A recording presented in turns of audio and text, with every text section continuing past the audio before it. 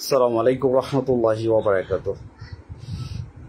আলহামদুলিল্লাহ, যাবতীয় প্রশংসা গুণগান একমাত্র মহান আল্লাহ সুবহানাহু ওয়া তাআলার জন্য, যে মহান রব্বুল আলামিন আমাদের সৃষ্টি করেছেন, অজস্র নিয়ামত রহমত আমাদের দান করেছেন। আলহামদুলিল্লাহ, দুরূদ ও সালাম বর্ষিত হোক প্রিয় নবী জনাবে মুহাম্মদ রাসূলুল্লাহ সাল্লাল্লাহু আলাইহি ওয়াসাল্লামের প্রতি। সম্মানিত দিনী ভাই বোনেরা, আশা করছি আল্লাহ তাআলার অশেষ রহমতে আপনারা সুস্থ আছেন, ভালো আছেন। আলহামদুলিল্লাহ। খুবই গুরুত্বপূর্ণ একটি বিষয়, যেটা আমাদের বর্তমান সময়ে খুবই জরুরি উপযোগী বিষয় মনে করি, যেটা খুব ভয়াবহ অবস্থায় আমাদের সমাজে বিস্তার লাভ করছে, যেটা আমরা সকলেই কম বেশি জানি, দেখছি। হয়তো আমরা বললেও মানুষের কাছে এটা পছন্দনীয় না, অনেকের কাছে এটা নেগেটিভ মনে হচ্ছে বেশি। এক কথায় যে সামাজিক যোগাযোগ মাধ্যমে অশ্লীলতার একটা অশ্লীলতার প্রচুরভাবে এটা বৃদ্ধি পেয়েছে। এটা ব্যাপকভাবে ছড়িয়ে গিয়েছে নারী পুরুষ উভয়ই। নারীরা নিজেদের স্থান থেকে তাদের বেপর্দা অশ্লীল জীবন প্রচার করছে ভিউ পাওয়ার জন্য, ইনকাম করার জন্য, ডলার ইনকাম করার জন্য। ঠিক অনেক মুসলমান যারা এক কথায় যে নামে মুসলমান, যারা ভিউ পাওয়ার জন্য, ফেসবুক থেকে ইনকাম করার জন্য, তারা সামাজিক যোগাযোগ মাধ্যমে নারীদের নগ্নতা প্রচার করে তারা এক কথায় যে মানুষের কাছে তারা গ্রহণযোগ্যতা খোঁজার চেষ্টা করছে। কারণ এই যুব সমাজ, এই মানুষ যেটা সব থেকে বর্তমান পছন্দ করে সেটা হচ্ছে অশ্লীলতা, নারীদের নগ্ন ছবি, নগ্ন দৃশ্য। এই জন্য অজস্র নারী এই ফেসবুকে দেখবেন যে তারা তাদের অশ্লীলতা থেকে, তারা বেপর্দা জীবনকে তারা প্রচার করে মুসলমান হওয়া সত্ত্বেও, জন্মগত মুসলমান হওয়া সত্ত্বেও তারা কিন্তু বেপর্দা জীবন কাটাচ্ছে। এক কথায় যে খুবই লজ্জাজনক বিষয়, সামাজিক যোগাযোগ মাধ্যমে প্রবেশ করা, স্ত্রী সন্তান পরিবারের মানুষ একসাথে বসে দেখা মতো অবস্থা আজ নেই। এটা খুব পার্সোনাল একটা বিষয় হয়ে গিয়েছে। অনেকে দেখা যাচ্ছে যে আমরা দেখছি, যেটা বাস্তবতা দেখবেন, যে ভিউ ইনকাম করার জন্য তারা মেয়েদের অশ্লীলতা থেকে, মেয়েদেরকে ব্যবহার করছে, তাদের শারীরিক গঠনকে তারা তুলে ধরছে ব্যাপকভাবে। শারীরিক গঠনগুলো তারা ডুয়েট করছে, ভিডিও করছে। যাক, এরকম অনেক আমরা দেখছি, কিন্তু মানুষকে আসলে কেউ নিষেধ করছে না, নিষেধ করতে পারছে না। নিষেধ করলেও সে বিপরীতে আরো বেশি বিতর্কিত হয়ে যাচ্ছে। এমন হচ্ছে যে তাকে এ বিষয়ে বলা যাবে না, সে যা খুশি তাই করবে, যেটা আমরা বাস্তবে দেখছি। আফরাতুল ইসলাম ওয়ালাইকুম রহমতুল্লাহ, রাসেল খান ওয়ালাইকুম রহমতুল্লাহ। প্রিয় ভাই, আপনার ভিডিওগুলো আমি দেখি, মন রবের কাছে কেমন কামনা করি। আলহামদুলিল্লাহ ভাইয়া, দোয়া চাই। তো আসলে অনেক বিষয় আমরা আলোচনা করি সামাজিক যোগাযোগ মাধ্যমে। লাইভ করার ইচ্ছা ছিল না, যেহেতু আমি আগের মতো লাইভে এখন আগের সে গতিটা নেই। তবু যে কোনো একটা বিষয়ে একজনের একটা বিষয়ে আমি একটা কমেন্ট করার জন্য লাস্টে তার কাছে আমি ক্ষমা চেতে হয়েছে। মানে যেমনটা হয়ে যায়, যেমন চোর চুরি করতে এসে ধরা পড়েছে, লাস্টে মালিক চোরের কাছে ক্ষমা চেয়েছে। তো আমিও লাস্টে আসলে কি বলবো, আর যে বোঝে না তাকে বোঝাতে যাওয়া, দিনের বিষয় তাকে বোঝানো অনেক কঠিন। ঠিক এমন একজন বড় কন্টেন্ট ক্রিয়েটার, তার অশ্লীলতা ভিডিও দেখে আমি কমেন্ট করেছিলাম যে আসলে তার নোংরা মন মানসিকতা সে প্রচার করছে সামাজিক যোগাযোগ মাধ্যমে। এটা খুবই এটা অন্যায়ের কাজ। এটা আমাদের প্রশাসন থেকে আমি মনে করি যে এটা তদারকি করা উচিত। এটা কিন্তু আসলে তো ইসলামের প্রতি মানুষের ভালো লাগা নেই, নামে মুসলমান হওয়ার জন্যই মানুষের এই চিন্তা নেই যে যারা সামাজিক যোগাযোগ মাধ্যমে, যারা ফেসবুকে, যারা এই কিছু টাকার জন্য, ইনকাম করার জন্য যারা আখিরাতকে ভুলে গিয়েছে, জাহান নামে টিকিট কাটছে, তাদেরকে একটু ফেরানোর চেষ্টা করছি, একটু হলে তাদেরকে অবগত করছি। যদিও ভালো লাগছে না, ভালো লাগবে না, যেখানে টাকার সাবজেক্ট, সেখানে আসলে যেখানে অর্থ সম্পদের বিষয়, সেখানে দিনের কথা, আল্লাহর কথা গ্রহণযোগ্য তাদের ভালো লাগে না। তারা অনেক যুক্তি দেয়, যতটা ইবলিস যুক্তি দিত, বড় বড় যুক্তি ইবলিস পেশ করেছে। রবিউল হক, রবিউল ভাই, ওয়ালাইকুম রহমতুল্লাহ। আলহামদুলিল্লাহ। ইসলাম ভাই মালয়েশিয়া দেখছে, আলহামদুলিল্লাহ ভাইয়া, ওয়ালাইকুম রহমতুল্লাহ। আলহামদুলিল্লাহ। তো আপনারা যে বিষয়গুলো আমি আপনাদেরকে অবগত করছি, আমি খুব সহজ বিষয়, আপনারা জানেন, আমার সাথে আপনারা অবগত হবেন, কিন্তু এটার কি প্রতিকার আছে কি না আমার জানা মতে আমি কোনো সলিউশন আমি জানি না। তবে খুব ভয়াবহ অবস্থা বর্তমান। আপনারা লক্ষ্য করেন যে অনেক কন্টেন্ট ক্রিয়েটার ফেসবুকে উঠে পড়ে লেগেছে ইনকাম করার জন্য, কিন্তু তারা কি করছে দেখেন, যে তারা নিজস্ব কোনো প্রতিভা নেই, তারা বিভিন্ন রকম রিমিক্স ভিডিও মানে বিভিন্ন রকমের ভিডিওর সাথে তারা ডুয়েট করে তারা কিন্তু প্রচার করে। এরকম অনেক দৃশ্য দেখা যায়, মেয়েদের নগ্ন ভিডিও, নগ্ন মানে অর্ধনগ্ন, মেয়েদের স্তন, মেয়েদের শারীরিক গঠনের যে সেক্সুয়াল যে বিষয়গুলো আছে এইগুলোকে তারা প্রমোট করে, তারা প্রচার করে, ভিউ দেখা দেখো মিলিয়ন মিলিয়ন ভিউ হচ্ছে, তখন ইনকাম হচ্ছে, তখন তারা এটার উপর দিয়ে পড়ে আছে, জানে যে এটা প্রচার করলে তার লাভ আছে। কিন্তু ওই ব্যক্তি মুসলমান পরিচয় দিচ্ছে, কিন্তু ওই ব্যক্তি বুঝতে চাচ্ছে না, সে অনুভব করছে না সে সামাজিক যোগাযোগ মাধ্যমে এই নগ্নতা প্রচার করে কতটা বড় গুনাহগার হচ্ছে। যত মানুষ দেখছে তত মানুষ গুনাহগার হচ্ছে। হয়তো অনেক মানুষের কাছে এটা কিন্তু দোষের কিছু মনে হয় না। একজন প্রশ্ন করেছে যে আমি একটা মেয়েদের নগ্ন ভিডিও শেয়ার করেছি, আমাকে শত শত মানুষ আমার পক্ষে কথা বলেছে, আপনি কেন বিপক্ষে কথা বলেছেন? আজকে একটা ঘটনা ঘটেছিল, আপনাদেরকে একটু শেয়ার করি, যেটা গীবত বলা যাবে কি আল্লাহ মাফ করুক। আমি যে কোনো জানেন জনসময় হক কথা বলি। যেরকম শাহেদ আহমেদ ভাইয়ের একটা পেজ চেনেন, শাহেদ আহমেদ, উনি সম্ভবত লন্ডন প্রবাসী, অনেকে চিনেন হয়তো। আমি তার অ্যাড ছিলাম, তা উনি একটা ব্যক্তিকে শেয়ার করেছে, তার আজকে লাইভ হবে। যা হোক, তার পরিচয়টা আমি জানি না সে কি করতো। পরে আমি তার প্রায় 5 লক্ষর উপর ফলোয়ার। তা আমি হঠাৎ করে যখন তার লাইভ হবে তখন আমি প্রবেশ করে দেখি যে অপু বিশ্বাসের একটা নগ্ন, এক কথা সরাসরি বলে স্তনের একটা ছবি একদম উল্লেখ করে দেখেন একদম নগ্নতা, যেটা আপনি দেখলে একজন মুসলমান হিসেবে খুবই লজ্জাকর ঘৃণিত বিষয়। এরকম অনেক ভিডিও সে এর আগেও শেয়ার করেছে, আমাদের অনেকে পরিচিত বলেছে ভাই আমরা লজ্জা পাই। তা ভালো মন্দ মিলে সে কখনো কোরআনের আয়াতও শেয়ার করতেছে, আবার কখনো এই ধরনের ভিডিও শেয়ার করছে। তা আমি ওইখানে কমেন্ট করেছি তার গ্রুপে, তার সাথে না, মানে সেই শাহেদ আহমেদ ভাইয়ের গ্রুপে আমি একটা কমেন্ট করেছি যে ইনি একটা নোংরা মন মানসিকতার মানুষ, এই সমস্ত মানুষকে আইনের আওতায় আনা উচিত। তা আসলে আমি কথাটা বলেছি যে এই ধরনের সামাজিক যোগাযোগ মাধ্যমে এই ধরনের মুসলমান দেশে বসবাস করে এই ধরনের ভিডিও শেয়ার করা একদম উল্লেখ করে, তাই এটা কোন যুক্তিতে, কোন ক্ষমতায়, কোন অধিকারে সে করতে পারে? এটা কি কারো কি মানুষের চোখে পড়ে না? অনেক হুজুর অনেকে আছে, কিন্তু এইটাকে কারো কাছে দোষের মনে হচ্ছে না, কারণ যে সকল মানুষ তাকে সাপোর্ট করছে তারা দুনিয়াবি টাকার চিন্তা করছে। তারা অনেকেই আছে বড় বড় আইডি, তার দ্বারা উপকার পেয়েছে। এক কথা যে তারা আইডিগুলো সমাধান দিয়েছে, আমাদের বড় অফিসারও আছে, এডিশনাল ডিআইজি পর্যন্ত আছে, সে আমাকে ভয় দেখাচ্ছে, আমাকে যে কথা আমি কেন বললাম, তাকে এই যে নগ্নতা, আমি এটা বলা যাবে না, এটা বলেছি কেন, তা কমেন্ট করেছি, নোংরা মন মানসিকতার, এটা আমাকে যাক লাস্টে তার কাছে আমাকে উল্টো ক্ষমা চাইতে হয়েছে। মানে সে আমাকে হুমকের উল্টো দিয়েছে, মানে ওই যে বললাম না যে চুরি করতে চোর ধরা পড়েছে, লাস্টে কি করবো, এখন কি করা যাবে, আমি তো নিরুপায় হয়ে গিয়েছি, সবাই তার পক্ষে অবস্থান করছে, আমি তার বিপক্ষে চলে গেলাম কেন? এটাই ছিল আমার অপরাধ। লাস্টে সে শাহেদ আহমেদ দেখে আমাকে ব্লক করে দিয়েছে। ওই কমেন্টটা ছিল এটাই যে একটা নোংরা মন মানসিকতার মানুষ অশ্লীল ভিডিও প্রচার করে টাকার জন্য প্রচার করছে। তা আসলে আপনারা ভাবতে পারেন যে এই কথাটা বলার কি প্রয়োজন ছিল ওইখানে। তা আসলে আমরা যারা ইসলামিক আলোচনা করি, ইসলামিক বিষয় প্রচার করি, তো ইসলামিক বিষয়গুলো প্রচার করার উদ্দেশ্য যে আমি যখন একজন টাকনুর নিচে কাপড় পরেছে, যখন তাকে আমি কমেন্ট করবো সরাসরি, তখন বাকি লোকগুলো দেখে সতর্ক হবে। আর যদি তার মেসেঞ্জারে তাকে গোপনে বলে, তাহলে সে হয়তো শুধরাবে, বাকি লোক তো জানবে না। এই জন্য অনেক বিষয়, যেহেতু ফেসবুকে অনেকে আছে শিয়াকানা, অনেকে অনেক ধরনের নোংরা ভিডিও শেয়ার করে প্রচার করছে দীর্ঘদিন ধরে। আপনারা দেখছেন কেউ কিছু বলে না, কোনো প্রতিবাদ করছে না। প্রতিবাদ করতে গেলে উল্টোই অপরাধী হওয়া লাগে, উল্টোই মামলার ভয় দেখাচ্ছে। কি অবস্থা আপনি দেখেন যে চোরের মার বড় গলা হয়ে গিয়েছে বর্তমান। যে অপরাধী সে নিজেকে মানে হারাম কাজ করছে, আপনি নগ্ন ভিডিও শেয়ার করবেন, প্রচার করবেন, এটা বলা যাবে না।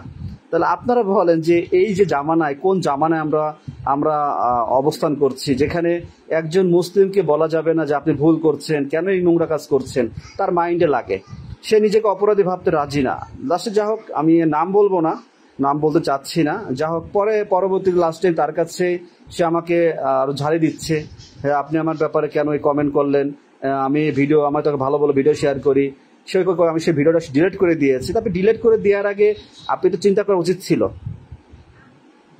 তা আসলে যা হোক না কেন, আমি এটা এই জন্য প্রচার করে বোঝানোর জন্য বলছি যে আমরা অপরাধ করে, গুনাহের কাজ করে, পাপের কাজ করে নিজেকে নির্দোষ মনে করার কারণেই আমরা হিদায়াত পাচ্ছি না। আমাদের আজ এই পৃথিবীর জীবনে অনেক মানুষ আছে, আমরা অনেকে আছেন যারা দেখেন যে নিজেকে নিজের স্থান থেকে আপনি সলিড মনে করছেন, নিজেকে নিজের স্থান থেকে নিষ্পাপ মনে করছেন, নিজেকে নিজের স্থান থেকে ইমানদার মনে করছেন, নিজেকে নিজের স্থান থেকে সঠিক মনে করছেন, আপনি আপনার জায়গা থেকে সঠিক মনে করছেন, কিন্তু বাস্তবতার কি আপনি সঠিক আছেন কি না কখনো সেটা চিন্তা করা হচ্ছে না। আজ এই দুনিয়াতে বড় ধোঁকা দিচ্ছে নারী সম্পদ, যার জন্য মানুষ পথভ্রষ্ট হয়ে যাচ্ছে। সামাজিক যোগাযোগ মাধ্যমে রিয়েলিটি এক কথা যে তার কি বলে যে এখানে প্রশংসা কুড়ানোর জন্য, মানুষের ভালোবাসা পাওয়ার জন্য, ভিউ কামানোর জন্য, ফলোয়ার বৃদ্ধি করার জন্য কেন মানুষ নগ্নতাকে প্রচার করছে, প্রমোট করছে? কারণ এই জগতে অধিকাংশ মানুষের ভালো লাগা হচ্ছে ওইটা। এটা বাস্তবতা যে মানুষ, যুবক, অধিকাংশ মানুষ কি চায়। এখন আমি আমার স্ত্রীকে যদি লাইভে আনি, যদি কাপল ব্লগ করি, তাহলে আমার প্রচুর ভিডিওতে প্রচুর কি হবে, প্রচুর ভিউ হবে, স্বাভাবিক। আমার স্ত্রীকে যখন, সুন্দর স্ত্রীকে যখন আমি, অনেকে মনে করেন যে আমরা যারা বউ দেখাই না আমাদের বউটা মানে সুন্দর না, এরকম ভাবতে পারেন যে যারা দেখায় সুন্দর না। আসলে আল্লাহর ভয় থাকলে যেটা ইসলামের দায়ুস জাহান্নামে যাবে, এটা যারা জানে তারা কখনো এই ভুল করবে না। সঠিক সালাদটা শিখান। জি ভাই, ইনশাল্লাহ এটা নিয়ে আলোচনা করব। এটাই ইচ্ছা ছিল, কিন্তু হঠাৎ করে বিষয়টা আমি একটু চেঞ্জ করেছি। আমি সালাতের বিষয়টা এটাকেও দেখিয়েছি, বলেছি, আবার ইনশাল্লাহ রবিউল ভাই আমি আলোচনা করবো, ইনশাল্লাহ একটু আলোচনা করি। তো এই দেখেন যে ফেসবুকে ভিউ পাওয়ার একটা নেশা, চারপাশে মানুষ লক্ষ লক্ষ টাকা ইনকাম করছে নানানভাবে। কেউ ভালো কথা, মোটিভেশনাল কথা বলে, বিল্লাল, থট অফ বিল্লাল, নানান মানুষ নানান ধরনের ফেসবুক থেকে ইনকাম করা দেখে অনেকেই সহ্য হচ্ছে না যে কিভাবে এখান থেকে ইনকাম করব। এখন কথা হচ্ছে ফেসবুক থেকে ইনকাম করার জন্য আমি যদি হারাম এই বিষয়গুলো যদি আমি তুলে ধরি, যেটা ইসলাম আপনাকে হারাম করেছে, আপনাকে এটা মাথায় রাখতে হবে যে আমি কোন কাজটা আমার জন্য বৈধ আর কোন কাজটা আমার জন্য অবৈধ। এই যে আমরা যারা পুলিশে ইউনিফর্ম পরি, আমরা যে পোশাকটা পরি, এই পোশাকটা আমাদের একটা নির্দিষ্ট, বাংলাদেশে যারা আমরা সরকারি চাকরি করি কিছু লোক, হয়তো 2 লক্ষ আমরাই ব্যবহার করি, এটা কিন্তু সবাই ব্যবহার করার যোগ্যতা রাখে না।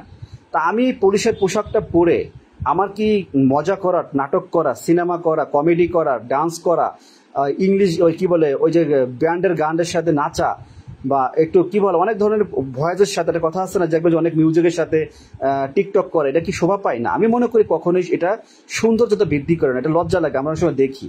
যার জন্য আমাদের প্রশাসন থেকে কিন্তু এই পোশাকে এই ভিডিও করা, এই ধরনের বিষয়গুলোকে নিষেধ করেছেন, এই কারণে যে অনেকে এই পোশাক পরে বিতর্কিত ভিডিও প্রচার করার জন্য পুলিশের ভাবমূর্তি নষ্ট হয়। তো এই পোশাক পরে আপনি এমন কথা বলেন, এমন বিষয় উপস্থাপন করেন মানুষের মাঝে, যেটা মানুষ আপনার ভাবমূর্তি, ডিপার্টমেন্টের ভাবমূর্তি নষ্ট হবে না, ছোট হবে না। এর একটা সাবজেক্ট আল্লাহর বাণী, সৎ কথা, সৎ উপদেশ আপনি দিতে পারেন। তো এই সামাজিক যোগাযোগ মাধ্যমে যারা কন্টেন্ট ক্রিয়েটার, অনেক আলেম আছে, অনেক ধরনের নানান শ্রেণীর মানুষ এখানে আছে। তালহা ভাই, ওয়ালাইকুম আসসালাম রহমতুল্লাহ। ভাই মা, আচ্ছা, আল্লাহ তালা দোয়া করবেন, আল্লাহ তালা যেন নেক সন্তান দান করেন। আল্লাহ তাল্লাহর কাছে দোয়া করি আল্লাহ তাআলার জন্য সুস্থ রাখেন। মৌলানা জুনায়েদ আহমেদ, মাশাআল্লাহ, জাযাকাল্লাহ খাইরান ভাইজান, ওয়াইয়াক, সম্মানিত ভাইজান, আলহামদুলিল্লাহ। তো আসলে মূল বিষয়টাকে একটু বোঝানোর জন্য চেষ্টা করছি। আসলে আপনার এই কথা আগেও বলেছি, সবাই বুঝি কিন্তু অনেকে মানি না। এক শ্রেণীর মানুষ যারা আল্লাহর ভয় আছে, আলেম, যারা দিনের পথে চলে, তারা এটাকে সর্বোচ্চ চেষ্টা করছে, কিন্তু যারা দিন থেকে দূরে সরে আছে তারা কিন্তু এটার প্রতি গুরুত্ব দিচ্ছে না। এখন এই সামাজিক যোগাযোগ মাধ্যমে ভিউয়ের মাধ্যমে রেমিটেন্স, ডলার উপার্জন করা যাচ্ছে। কেউ অনেকভাবে, অনেক পদ্ধতিতে এখানে কন্টেন্ট ক্রিয়েটার, যেমন কেউ আছে মোটিভেশনাল, ওই যে ছন্দের সাথে কথা বলে, যেমন বিল্লাল, থট অফ বিল্লাল, তারপর কমেডি বয়, অনেকে আছে দেখবেন যে এরকম, কিন্তু অনেকে দেখছে যে এভাবেই তো ভালো ভিউ পাওয়া যাচ্ছে, মানুষের সাড়া পাওয়া যাচ্ছে, তখন সে ওইটাকে ধরে রেখেছে, ওইখান থেকে সে ইনকাম হচ্ছে, সে ওইটাকে ধরে রেখেছে। আব্দুল্লাহ মামুন, ওয়ালাইকুম আসসালাম রহমতুল্লাহ ভাইজান, আলহামদুলিল্লাহ। আবার অনেকে আছে কমেডি করছে, কমেডি অভিনয় করছে, মানুষের ভালো লাগছে, হাসাচ্ছে, সে ওইভাবেই ভিডিওগুলো তৈরি করতেছে, ওভাবে সে লাভবান হচ্ছে। কেউ খাবার খাচ্ছে, খাবার খেয়ে দেখাচ্ছে, ওভাবে সে ইনকাম করছে। কেউ ফুড ব্লগার, বিভিন্ন খাবারের দৃশ্য দেখাচ্ছে, কেউ নাচ করে, কেউ ডান্স করে, কেউ আছে কাপল ব্লগ, বউ ব্যবসা করতেছে, মনে করতেছে হালাল ভাবে বিয়ে করেছে, এটা তো হালাল, পতিতালার মেয়ে না, ঘরের স্ত্রীর সাথে ঢলাঢলি কথাবার্তা, ভালোবাসা, আলিঙ্গন সবকিছু প্রচার করছে কিছু টাকার জন্য। কেউ মেয়েকে ব্যবহার করছে, সন্তানকে ব্যবহার করছে, কেউ আছে কেউ আছে বিভিন্ন রকম মেয়ে ছেলের অর্ধনগ্ন ভিডিওগুলো, মেয়েদের শারীরিক যে একটা সেক্সুয়াল যে বিষয়গুলো আছে পুরুষকে আকৃষ্ট করে, এটাকে সে ব্যবহার দেখাচ্ছে, দেখিয়ে খুব সরলভাবে মানুষকে মানে এক কথা যে ধোঁকা দিয়ে মানুষকে জিনা করিয়ে, চোখের জিনা করিয়ে সে ডলার ইনকাম করছে। এখন এই যে বিষয়গুলো আপনাকে একটু চিন্তা করতে হবে যে দুনিয়ার সাময়িক এই ক্ষণস্থায়ী জীবন, দুনিয়ার ক্ষণস্থায়ী সময়, আমরা আসছি চলে যাব। আল্লাহ তাআলা আমাদেরকে একটা নির্দিষ্ট সময় পৃথিবীতে দিয়েছেন, হায়াত দিয়েছেন। এই হায়াত জীবনটা সীমিত, যখন তখন ফুরিয়ে যেতে পারে। তো এখানে এসেছে আল্লাহ তাআলা ইবাদত করার জন্য, আল্লাহ তাআলার হুকুম আদেশ নির্দেশ মেনে চলার জন্য একজন রসুল প্রেরণ করেছে, রসুল সাল্লাল্লাহু আলাইহি ওয়াসাল্লাম, যার উম্মত হিসেবে আমরা নিজেকে দাবি করছি। তার আদর্শ কি ছিল? তার আদর্শ কি এটা ছিল? অশ্লীলতা ছিল? তার স্ত্রীকে দেখানো, মেয়ে ছেলেকে দেখানো, গান বাজনা, অশ্লীলতা প্রমোট করে ফেসবুক থেকে ইনকাম করা, হারাম উপায়, ঘুষ সুদ খাওয়া, এটা রাসূল সাল্লাল্লাহু আলাইহি ওয়াসাল্লামের সাহাবাদের আদর্শ ছিল না। এটা হারাম, সম্পূর্ণ আল্লাহ তাআলা হারাম করেছেন।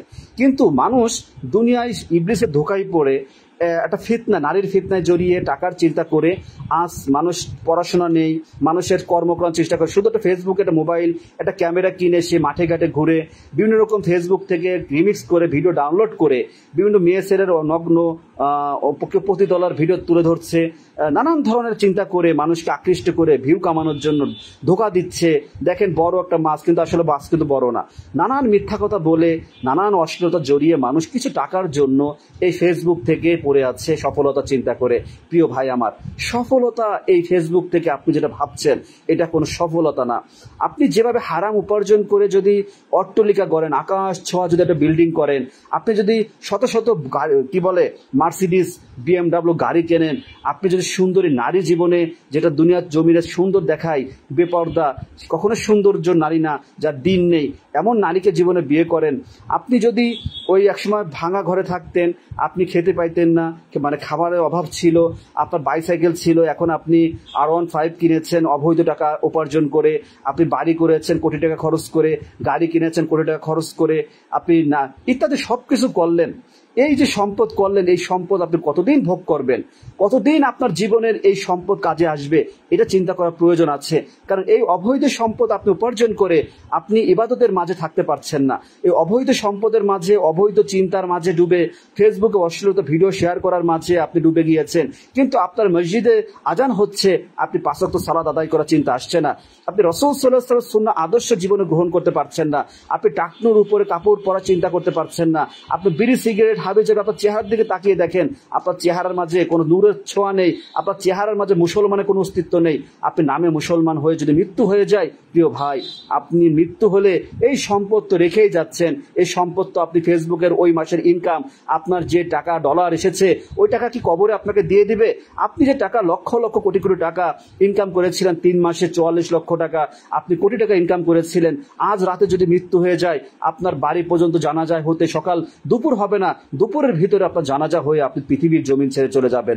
এই যে সম্পদ অবৈধভাবে উপার্জন করেছিলেন, যে সকল ভিডিও ফেসবুকে রেখে গিয়েছিলেন, অশ্লীল নারীদের ভিডিও, এই ভিডিও যতদিন মানুষ আপনাকে দেখছে, আপনি ওই মানুষগুলোকে গুনাহগার করেছেন। আর আপনি যখন আপনার ফেসবুক থেকে অশ্লীল ভিডিও শেয়ার করেছেন, যত মানুষ দেখেছে, আপনি গুনাহগার ভাগী হয়ে গিয়েছেন। কবরের ভেতরে আপনার এই আযাব, আপনি কিভাবে রক্ষা করবেন নিজেকে, কিভাবে আপনি নিজেকে সেভ করবেন, হয়তো আপনার বিশ্বাস হচ্ছে না কবরের আযাব। আপনার এই পাপাচার শুধু তখনই কি শেষ হবে? আপনি যদি তওবা না করতে পারেন, তাহলে এই পাপাচার আপনি কবর জীবনে জাহান্নামের স্বাদ ভোগ করবেন, এবং কিয়ামতের মাঠে এই পাপাচারের জন্য আপনাকে জাহান্নামে যেতে হবে। এইটুক কথা অন্তরে গেঁথে রাখেন। এই লাইভে যে কথাগুলো বলছি, যারা শুনছেন, এই কথাগুলো অন্তরে রেখে দেন ভাই, আপনি লাভবান হবেন। আমি তো বলে যাচ্ছি, আমি না গালি খাবো, কিন্তু আপনার জীবনের এই কথাগুলো যদি পরিবর্তন আনতে পারে ভাই, আমি একজন ব্যক্তিকে বলে লাস্টে তার কাছে ক্ষমা চাইলাম, সে আমাকে মামলার ভয় দেখায়। আমি তাকে কেন এই নগ্ন ভিডিও শেয়ার করছি, এই কথা বললাম কেন, কমেন্ট করলাম কেন, আমি অপরাধ করে ফেলেছি। তা বুঝে দেখেন যে আজ কোন অবস্থায় আমরা দাঁড়িয়েছি, আজ কোন অবস্থানে আমরা। মানুষকে আপনি বেনামাজি বলা যাবে না, আপনি সুদ খান বলা যাবে না, আপনি ঘুষ খান বলা যাবে না। এটা বললেই ফিতনা হয়ে যায়, এটা বললেই খারাপ হয়ে যায়। তবু আপনাকে তো ভালোবেসে আপনার জীবন পরিবর্তনের জন্যই তো লজ্জা দিলাম বা এই কথাটা বললাম। আর যদি আপনি আমাকে গালি দেন, এই যেমন একটা ভিডিও আমি শেয়ার করেছি যে আমাকে যে কোনো 2টা ভাই ভণ্ড বলেছে। এই লোকটা ভণ্ড বলার উদ্দেশ্য আছে, কিছু না কিছু কারণ থাকে। তা আমাকে যদি বলতো, তাহলে আমি শুধরে নিতাম। কিন্তু সে ভণ্ড বলেছে হিংসা করে, কারণ কোনো ভণ্ডামি তো আমার ভিতরে নেই। কারণ আমার জীবনে এই লেবাদের সাথে আমার কর্মের মিল আমি অবশ্যই রেখেছি। যারা আমাকে জানে যে আমি হারাম উপার্জন বলেন, পরের কথা, এক কাপ চা পর্যন্ত মানুষের কাছে খাচ্ছি না, নামাজ কখনোই কাজা করছি না, কোনো গালিগালাজ করছি না কারো কথা, আমারকে ভণ্ড বলা তো কোনো কিছু নেই। তার মানে তার হিংসা হয়েছে আমার জীবন দেখে, আমার চলাফেরা দেখে, হয়তো হতেই পারে। তাই বলে কি ভণ্ড বলাটা ঠিক হয়েছে? আল্লাহ তাআলা তাকে হিদায়াত দান করুক, তাকে ক্ষমা করুন। আমি দোয়া করে দিলাম যেন আল্লাহ তাআলা তাদের জন্য সঠিক বুঝ দান করেন। প্রিয় ভাই আমার, কথাগুলোকে আপনারা শুনছেন? আপনারা কি মনোযোগ সহকারে শুনছেন, নাকি আপনার রিচ এঙ্গেজমেন্ট বৃদ্ধি করার জন্য চলে আসছেন? ফেসবুক থেকে ডলার, ফেসবুক থেকে লাভ, এই চিন্তাটা আপাতত ছেড়ে দেন। আমার কাছে আসলে, আমার লাইভে আসলে, আমার ভিডিও দেখলে এই চিন্তাটা করবেন না। ভুল হলে আমাকে বলবেন, আমাকে উপদেশ দিবেন। আমি আপনার দিনী ভাই, আপনাদের কাছ থেকে উপদেশ নিতে আমি প্রস্তুত আছি। তবে হিংসা করে নাই, ছোট করে নয় ভাই। ছোট করে, হিংসা করে, মানুষকে অপমান করে আপনি নিজে ভুল পথে আছেন। সঠিক পথের মানুষকে যদি আপনি অপমান করেন, আপনি যদি তাকে ছোট করেন, লাঞ্ছিত করেন, তাহলে সেই ব্যক্তির হয়তো কষ্ট পাবে, কিন্তু আপনার পরিণাম ভালো হবে না। যে বিষয়গুলো বলছি খুবই গুরুত্বপূর্ণ বিষয়, যারা শুনছেন, শুনেছেন, আশা করি যে এই বিষয়গুলো যদি একটু অনুভব করেন, তাহলে আপনার জীবনটা, আমার জীবনটা পরিবর্তন হবে। আপনাকে জীবন পরিবর্তন করতে হবে আপনার নিজের স্বার্থে, পৃথিবীর মানুষের স্বার্থে না। এই একটা কথা মনে রাখবেন, আল্লাহ সুবহানাহু ওয়া তাআলার কাছে এই পৃথিবীর জমিনে আমরা যদি কারো তার ইবাদত না করি, আমরা যদি সালাত আদায় না করি, আমরা যদি হারাম পথে চলি, আল্লাহ তাআলা কিচ্ছু আসে যায় না, কোনো কিছু তো কমতি আসা হয় না। যে আমরা যে আল্লাহ তাআলার ইবাদত করছি, সালাত আদায় করছি, হারাম থেকে দূরে সরে আছি, আল্লাহকে তাকওয়া মনে ভয় করছি, কিসের জন্য? জান্নাতের স্বার্থে। কারণ আল্লাহ তাআলা আমাদেরকে একটা অফার দিবেন, আমাদের জন্য জান্নাত প্রস্তুত রেখেছেন। সে জান্নাতের সম্পদের জন্য আমাকে চাকরি করতে হবে না প্রিয় ভাই। জান্নাতের নিয়ামত ভোগ করার জন্য আমাকে ফেসবুক থেকে ইনকাম করা লাগবে না, তখন জান্নাতে গিয়ে আমাকে কোনো পরিশ্রম করতে হবে না। কারণ এই সারা জীবন যে কষ্ট করেছি আমরা, যে পরিশ্রম করেছি আমরা, হালাল উপার্জন করেছি, অনেক কষ্টে অভাবের মাঝে থেকেও আমরা হারামকে স্পর্শ করিনি, অনেক আরামকে ত্যাগ করে সালাত আদায় করেছি, শীতের ভিতরে ফজরের সালাত কষ্ট করেছি, গরমের ভিতরে অনেক কষ্টতার মাঝেও গরমকে মেনে নিয়েছি, 5 ওয়াক্ত সালাত সারাটা দিন আল্লাহর জন্য আল্লাহর ঘরে আদায় করেছি, আল্লাহর ভয়ে হারামকে স্পর্শ করিনি, আল্লাহর ভয়ে কেউ গালি দিয়েছে, অপর মানুষকে গালি দেয়নি, আল্লাহর ভয়ে অন্য নারীর দিকে, সুন্দরী নারীর চোখে পড়েছে, দ্বিতীয়বার ভয়তে তাকাইনি। তাকওয়া, এই যে চিন্তা, এই যে আপনি কারো হক নষ্ট করিনি, কারো কাছে জুলুম করিনি, অবৈধ উপার্জন, অবৈধ খাদ্যকে ত্যাগ করেছি, রাসূল সাল্লাল্লাহু আলাইহি ওয়াসাল্লামকে ভালোবেসেছি আল্লাহর ভালোবাসা পাওয়ার জন্য, রাসূল সাল্লাল্লাহু আলাইহি ওয়াসাল্লামের সুন্নাহ আদর্শকে জীবনে গ্রহণ করেছি আল্লাহর ভালোবাসা পাওয়ার জন্য। আল্লাহ তাআলার এই মুমিন বান্দাদের জন্য আল্লাহ তাআলা জান্নাত রেখেছেন, জান্নাত রেখেছেন প্রিয় ভাই আমার। সে জান্নাতের নাজ নিয়ামত নিশ্চয় আপনারা জানেন, সেখানে কারো মৃত্যু হবে না, সেখানে কোনো কিছুর কমতি নেই যে আমাকে ওইখানে যেও কামলা দিতে হবে, ওইখানে যে আমাকে চাকরি করতে হবে, ওইখানে যে আমাকে ফেসবুকে ভিডিও করে ইনকাম করতে হবে। প্রিয় ভাই আমার, সেখানে কোনো কিছুর করার প্রয়োজন হবে না। সারাটা জীবনে আমাদের যতটুকু হায়াত ছিল, এই হায়াতের জীবনে আল্লাহ তাআলা যে ইবাদত আমরা করেছিলাম, যে কষ্ট করেছিলাম, সেই পুরস্কার আল্লাহ তাআলা আমাদেরকে কিয়ামতের মাঠে বিশেষ বিচার দিবসে, মালিক ইয়াউমিদ্দিন, তিনি বিচার দিবসের মালিক, তিনি আমাদের পুরস্কার দিবেন।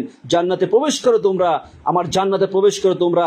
এই যে তোমরা সারা জীবন কষ্ট করেছো, তোমরা সারা জীবন তোমরা যে পাপ করেছো, এই জন্য তোমরা জাহান্নামে প্রবেশ করো, এটাই হচ্ছে জীবন।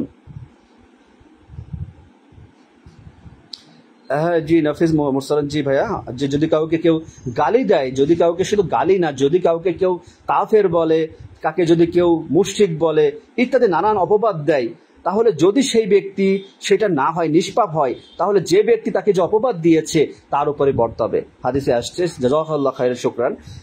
প্রিয় আল্লাহ সবাইকে হেফাজত করে, সবাইকে হিদায়াত দান করে, আমিন। ফাহমিদ আপনি, ওয়ালাইকুম আসসালাম রাহমাতুল্লাহ। আলহামদুলিল্লাহ, আসলে মোহাম্মদ রিফাত ভাই, আসলে সত্য কথা। যাক, এটাই বিষয় ভাই, আসলে কথাগুলো আমরা অন্তরে অনুভব করি না, আমরা শুধু শুনি, আমরা সবাই বোঝার চিন্তা করি না। আমরা চিন্তা করি যে দুনিয়ার লাভ দরকার, দুনিয়ার প্রয়োজনে, দুনিয়ার স্বার্থে আমরা পড়ে আছি। এই জন্য কোনো ভাই আপনাকে, আমাকে যখন ভুল থেকে সরে আসার আদেশ করছে, উপদেশ দিচ্ছে, তাকে শত্রু মনে করছি। হ্যাঁ, আপনি একটা নগ্ন ভিডিও ফেসবুকে শেয়ার করেছেন, আপনার লক্ষ মানুষ, বন্ধু আপনাকে বাহাবা দিয়েছে, তারা আপনাকে ভালোবাসছে। আর আমি যখন বললাম, ভাই আপনি নগ্ন ভিডিও ছেড়ে এত নোংরামি করলেন কেন, আমি হয়ে গেছে আপনার কাছে খারাপ মানুষ। আপনার যদি ঈমান সঠিক থাকতো, তাহলে অনুভব করতেন ওই লক্ষ কোটি মানুষ আপনার প্রকৃত বন্ধু ছিল না, প্রকৃত বন্ধু তো সেই যে আপনাকে হারাম থেকে দূরে সরে থাকার চেষ্টা করেছে। সারা দিন আপনি খেয়েছেন, ঘুরেছেন, আনন্দ করেছেন, যে একটা মানুষ আপনাকে সালাতে ডেকেছিল সেই তো আপনার প্রকৃত বন্ধু। একটা মানুষ আপনাকে আল্লাহর পথে ডেকেছিল সেই তো প্রকৃত বন্ধু। আমরা কখনো এটা অনুভব করি না। আমরা হলো মানুষকে চিন্তা করি, মানুষের দোষ ত্রুটি খোঁজার চেষ্টা করি, মানুষকে উল্টো অপরাধী বলি। আজকে যেটা আমার সাথে হয়েছে, আমি একটা মানুষকে তাকে তার অন্য হতে পারে, অন্য কারো প্রোফাইল হোক, তাকে বলেছি যে এই খারাপ এই কথা কেন প্রমোট করবেন, যে মানুষগুলো নগ্ন ভিডিও শেয়ার করে, যে নারী নগ্নতা নিয়ে ফেসবুকে শেয়ার করে, তাকে আপনি ফেসবুকে প্রচার করতেছেন এই যে এই নারীর আজকে লাইভে আসবে। আপনি দুনিয়ার সাথে ডুবে আছেন, দুনিয়ার ভালোবাসার জন্য আছেন। আপনি যতই হজ করেন, যতই আপনি হাজি নিজের নামে লাগান না কেন, আপনার অবস্থা হবে ফলাফল হবে জিরো। মাথায় রাখবেন যে আমি হজ করে আসছি, হজ করতেছি বারবার, কিন্তু আমি আমল ঠিক নাই, ওই হজ আপনার কোনো কাজে আসবে না। আপনি যতই হজ করেন না কেন, হাজি নামের আগে আল হাজ লাগান না কেন, আপনি যদি সারা জীবন হজ করে যদি আপনার ইমান আমল ঠিক না রাখেন, ওই হজ আপনার এক পয়সার উপকার আসবে না। অনেকে আছে এই ভুলগুলো করেন, লাস্টে পরিণাম কি হয়, আমাকে আপনি ব্লক করে দিচ্ছেন। কেন ব্লক করলেন? আমি যে বলেছি, আপনি কেন নোংরা ভিডিও শেয়ার করেন? আমার অপরাধ হচ্ছে আপনাকে নোংরা ভিডিও শেয়ার করার জন্য আমাকে আপনি উল্টো ভয় দেখান, আমাকে আপনি চাকরির ভয় দেখান। তাহলে আসলে এই দুনিয়াটা বড় কঠিন হয়ে গিয়েছে ভাই। যে আজ আমি যেটা অনুভব করলাম, আমার সহকর্মী, আমার এক স্যারের সাথে কথা বললাম, তো উনি বললো যে ভাই সত্যি বলতে কি, যে আজকাল যে ওই মানুষ যে বুঝবে না তাকে বোঝাতে যাবেন না। আসলে কথাটা ঠিক আছে, কিন্তু আমরা তো চিন্তা করি না যে ওই কথাগুলো কেন সে মানবে না। অনেক মানুষকে আল্লাহ তাআলা অন্তরে মোহর মেরে দিয়েছে, যারা কথা বলে ঠিক আছে কিন্তু আসলে দেখবেন নেই। একজন বলে কি ভাই আমি তো কোরআন তিলাওয়াত করি, আপনি কোরআন তিলাওয়াত ফেসবুকে শেয়ার করতেছেন, আবার নারীদের ডান্স শেয়ার করতেছেন, তাহলে আপনি তো নিশ্চয়ই মুনাফিক। আপনাকে অবশ্যই এটাকে মানতে হবে, মুনাফিক তাকেই বলা হয়। এটা হচ্ছে মুনাফিক যে নামাজ পড়ে না জামাতে, ফজর পড়লো জোহর পড়লো না, এটা মুনাফিক বলা হয়। তো আমাদেরকে এগুলো মাথায় রাখতে হবে। যা হোক, ফেসবুকের অশ্লীলতা, স্ত্রীকে দেখানো, দায়ুদ জাহান্নামে যাবে, এইটা অনেক আমরা বারবার বলছি, কিন্তু মানুষ মানছে না। সে টাকার চিন্তা করছে, আজ বলে যাচ্ছে কষ্ট হলেও, যাতে কিয়ামতের মতো আল্লাহ তাআলার জবাবের কাছে বিচারের সেদিনে যেন একটু পার পায়, যে আল্লাহ তাআলা এ রব্বুল আলামিন পৃথিবীর জমিনে যতদিন ছিলাম চেষ্টা করেছি এই কথাগুলো মানুষকে জানাতে, মানুষকে প্রচার করা, হক কথা বলতে গিয়ে গালি খেয়েছি, হক কথা প্রচার করতে গিয়ে ইহুদির দালাল হয়েছি, হক কথা প্রচার করার জন্য মানুষের কাছে ছোট হয়েছি, অনেক ধরনের অপবাদ সহ্য করতে হয়েছে, মানুষ মূল্যায়ন করেনি, কিন্তু হক কথা বলার চেষ্টা করেছি। মানুষের কাছ থেকে মিথ্যা হারাম কাজে লিপ্ত আছে ওই ব্যক্তিকে প্রমোট করে, হারাম কাজে লিপ্ত আছে ওই ব্যক্তিকে সাপোর্ট করে, আমি ওই ব্যক্তির ভালোবাসা, ইবলিসের ভালোবাসা কুড়াতে আমি ফেসবুকে চাইনি। আমার আজ ফেসবুকে ফলোয়ার হতো 3 থেকে 4 লক্ষ, যদি আমি এই চিন্তা করতাম। আমার কাছে ওই বেপর্দা নারীর স্থান নেই।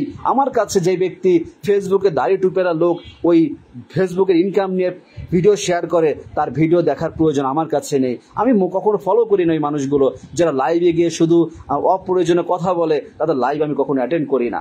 যতটুকু আমার প্রয়োজন, যতটুকু আমি চেষ্টা করি একটু হলে তাকে সতর্ক করতে, সঠিক কথা বলতে। আমি আলেম না, আমি মুফতি নই, আমি মৌলানা নই, আমি মাদারি নই, আমি আজহারি নই, আমি শায়েখ নই, কিন্তু আমি আমার জায়গা থেকে সর্বত্র চেষ্টা করছি। আমি আমার পুলিশের চিন্তা যদি করতাম তাহলে পারতাম না। হয়তো পোশাকটা দেখে আমাকে আবার পরিচয় বোঝেন যে আমি পুলিশ সদস্য, কিন্তু আমার কথাগুলো পুলিশ হিসেবে নয়, একজন আল্লাহর বান্দা হিসেবে, রাসূল সাল্লাল্লাহু আলাইহি ওয়াসাল্লামের উম্মত হিসেবে, আল্লাহর আদেশকে মেনে, আল্লাহ তাআলা যেটা বলেছেন যে আমার বাণী পৌঁছে দাও, একটি আয়াত যেন পৌঁছে দাও, রাসূল সাল্লাল্লাহু আলাইহি ওয়াসাল্লামের হাদিস পৌঁছে দাও, সেটা চিন্তা করে আমি দিন প্রচার করি। ভাই আপনি সচিব, আপনি কি, সেটা আমার কাছে জানার বিষয় না। আমার ভুল হলে আমাকে শুধরে দিবেন। আমি আপনার দিনী ভাই, আমার এখানে টাকা পয়সা সম্পদ, আপনি কত সম্পদের মালিক, এটা দেখার বিষয় না। কে রিক্সা চালায়, কে ভ্যান চালায়, সেটা আমার দেখার বিষয় নাই। আমরা মানুষ, এটা আমাদের পরিচয়। প্রত্যেকটা মুসলিম ভাই আমি এক সময় ভুল পথে ছিলাম, ভুল জীবনে অনেক গুনাহের পাপে লিপ্ত ছিলাম। আল্লাহ তাআলার হিদায়াতের পথে এসেছি, আল্লাহর কথা মানার চেষ্টা করছি, তবু আমি গুনাহগার, আমি পাপী। আমি যে জীবনে ভুলগুলো করেছি সেটা থেকে অনুভবে শিক্ষা নিয়েছি। আজ আমি সেটাই আপনাদেরকে শোনাতে চাই, সেই গল্পই বলতে চাই। এটা কোনো বানানোর গল্প না, এটা বাস্তব গল্প, বাস্তবতা নিয়ে কথা বলি ভাই।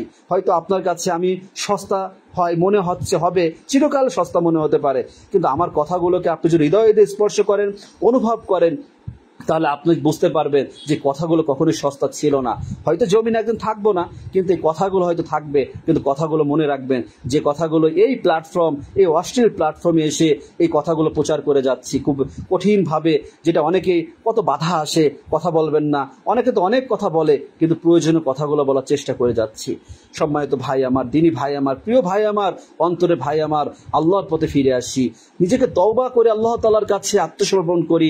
জীবনে অনেক গুনাহ পাপ আমরা করে ফেলেছি, আমরা বড় পাপী কিন্তু ইমানদার সেজে আছি, আমরা বড় পাপী গুনাহগার বান্দা, ভালো মানুষের মুখোশ পরে আছি, আমরা নীতি কথা বলছি, ভালো ভালো কথা বলছি, ভালো মানুষের মুখোশ পরে আছি, মানুষের প্রশংসা করানোর চিন্তা করছি, মানুষকে দেখাচ্ছি আমি মানবতার ফেরিওয়ালা, আমি অনেক ভালো মানুষ, কিন্তু অন্তরের কথা আল্লাহ তাআলা জানে, আমার নিয়ত আল্লাহ তাআলা জানে। প্রিয় ভাই আমার, স্ত্রী সন্তান, পৃথিবীর জমিনে মানুষের জন্য অবৈধ উপার্জন করে যে সম্পদ রেখে যাচ্ছি, এটা আমার জন্য জীবনের ভয়াবহ রূপ আমার মৃত্যুর পরের জীবনে আমি উপভোগ করতে হবে, আমাকে সম্মুখীন হতে হবে সেই ভয়াবহ আযাবের, এই দুনিয়ার এই কর্মের জন্য। আল্লাহ তাআলা আমাদের কিতাব দিয়েছেন এই জন্যই, যাতে আমরা বলতে না পারি যে আমরা জানতাম না। আমাদের মতো লোক যারা দিন প্রচার করছি, যাতে আল্লাহ তাআলা বলতে না পারেন যে আমার কাছে কেউ এই বাণী পৌঁছায়নি, কেউ সতর্ক করেনি। আজ আপনি ভুল করছেন, দেখা সত্য আপনাকে বলতে পারবো না, তাহলে কিয়ামতের মাঠে আল্লাহ তাআলার শাস্তি আমাকে ভোগ করতেই হবে, যে তুমি কেন তাকে নিষেধ করনি, কেন তুমি তাকে বাধা দাওনি, কোন স্বার্থে তুমি বাধা দাওনি। এটা খুব দামি জিনিস, কত ভয়াবহ জিনিস। অনেক আলেম আছে চুপ করে থাকে, দেখেও না দেখার ভান করে থাকে। এটা নিষেধ করতে হবে। অপ্রিয় সত্য কথা, হক কথা। আপনি ঘুষ খান, আপনাকে ঘুষ থেকে নিষেধ করলে আপনার খারাপ লাগবে। আপনি সুদ খান, আপনাকে সুদ থেকে বারণ করলে আপনার খারাপ লাগবে। আপনি বেনামাজি, আপনাকে বেনামাজি, আপনি কুফরি, আপনি শিরিক করেছেন বললে, আপনি মুসলমান না বললে আপনার ঘৃণা হবে। আপনি আমাকে 10টা 1000টা গালি দিতে পারেন। আপনি নারীদের অশ্লীল ভিডিও শেয়ার করে নোংরা কাজ করছেন, আপনার নোংরা মন মানসিকতা, এই কথা ফেসবুকে প্রচার করলে আপনি আমাকে গালি, আপনার কাছে আমি শত্রু হতে পারি। কিন্তু এই কথাগুলো বলার উদ্দেশ্য আপনার জীবনটাকে পরিবর্তন করা, আপনাকে সতর্ক করা, সচেতন করা, এছাড়া কিছুই না ভাই। এই দুনিয়ার জন্য বলিনি, বলেছিলাম আখিরাতের জন্য। সে আখিরাতের জীবনই একমাত্র চূড়ান্ত জীবন। আখিরাতের সুখই চূড়ান্ত সুখ। আখিরাতের সে জান্নাত আমাদের জন্য চিরস্থায়ী জীবন। এটা দুনিয়ার জীবন ক্ষণস্থায়ী জীবন। যে নারীকে বিয়ে করেছিলেন যৌবন বয়সে, এখন যারা বৃদ্ধ হয়ে গিয়েছেন, আপনার স্ত্রী কি আর যৌবন আছে? এই নারী এখন আর যৌবন নাই, এখন তার দিকে ফিরেও তাকান না, এখন সে বুড়ি হয়ে গিয়েছে। প্রত্যেকটা মানুষই এরকম। অনেক সম্পদশালী ব্যক্তি আপনারা আছেন, অনেক সম্পদ ব্যাংক ব্যালেন্সে আছে, কিন্তু খেতে পারেন না, খাওয়ার শক্তি নেই, ডায়াবেটিস, নানান রোগ, হার্টের সমস্যা, ডাক্তার বলে দিয়েছে গরুর মাংস খাবেন না, খাসি খাবেন না, ইলিশ মাছ খাবেন না, অ্যালার্জি, চিংড়ি খাবেন না, অ্যালার্জি, এটা খেলে সমস্যা, ওটা কম খাবেন। এখন মানুষ টাকা আছে কিন্তু খেতে পারে না। এখন স্ত্রী আছে, এখন আর স্ত্রীর প্রয়োজন হচ্ছে না। স্ত্রী আছে, একদিন স্ত্রী চলে গিয়েছে পৃথিবীর জমিন ছেড়ে, স্বামী চলে গিয়েছে পৃথিবীর জমিন ছেড়ে, স্ত্রী একা জীবন কাটাচ্ছে। স্বামীর ব্যাংক ব্যালেন্সে যে সম্পদ ছিল, স্ত্রী সেই সম্পত্তি ভোগ করে যাচ্ছে। সে এখন নিজের জন্য সবকিছু করছে। প্রিয় ভাই আমার,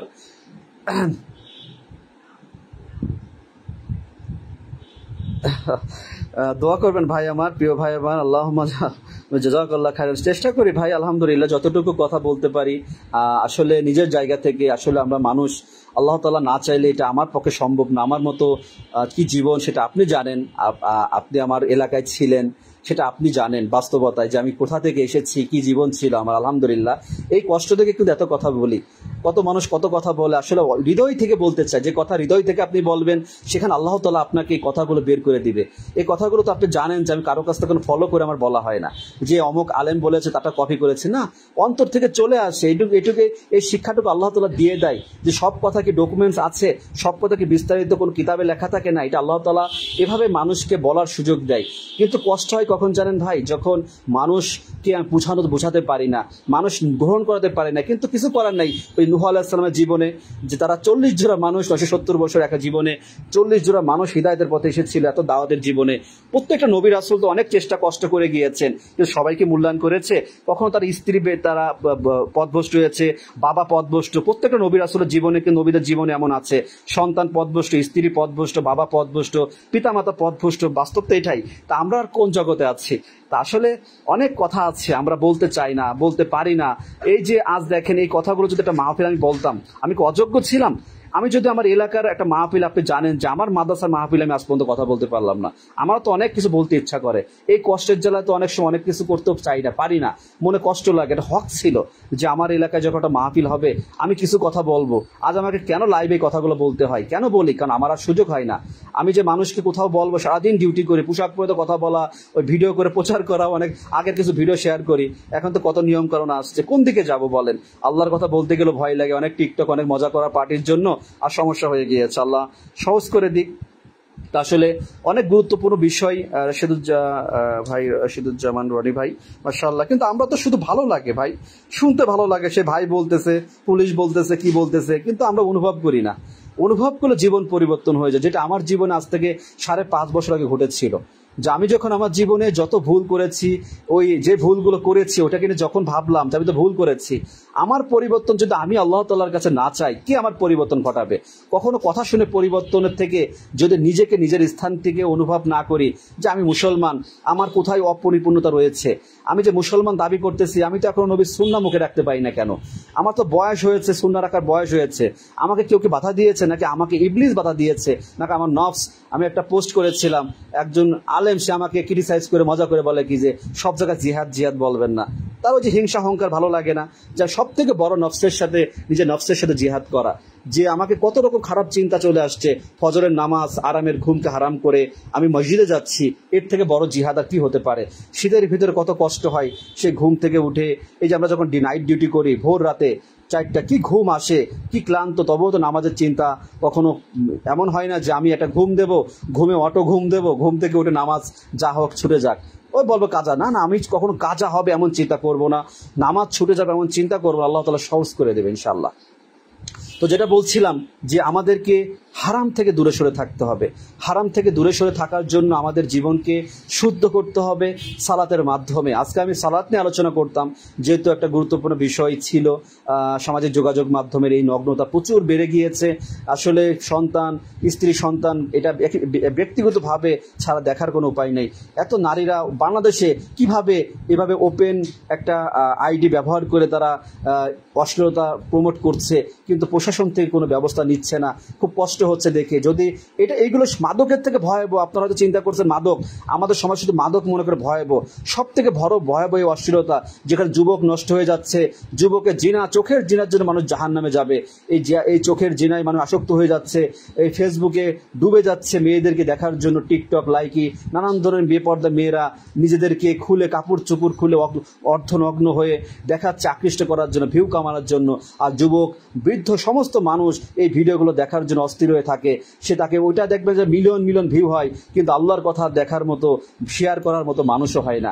সেখানে শুধুই অভিযোগ, শুধুই অপবাদ সৃষ্টি হয়। বেশি বোঝেন, ফিতনা সৃষ্টি করতেছেন, কিন্তু দেখবেন যে ওইখানে মানুষের ভালো লাগে, ওইখানে সবাই চুপচাপ করে থাকে। যাই হোক, আল্লাহ তাআলা আমাদেরকে এই জিনিসগুলো বোঝার তৌফিক দান করুন।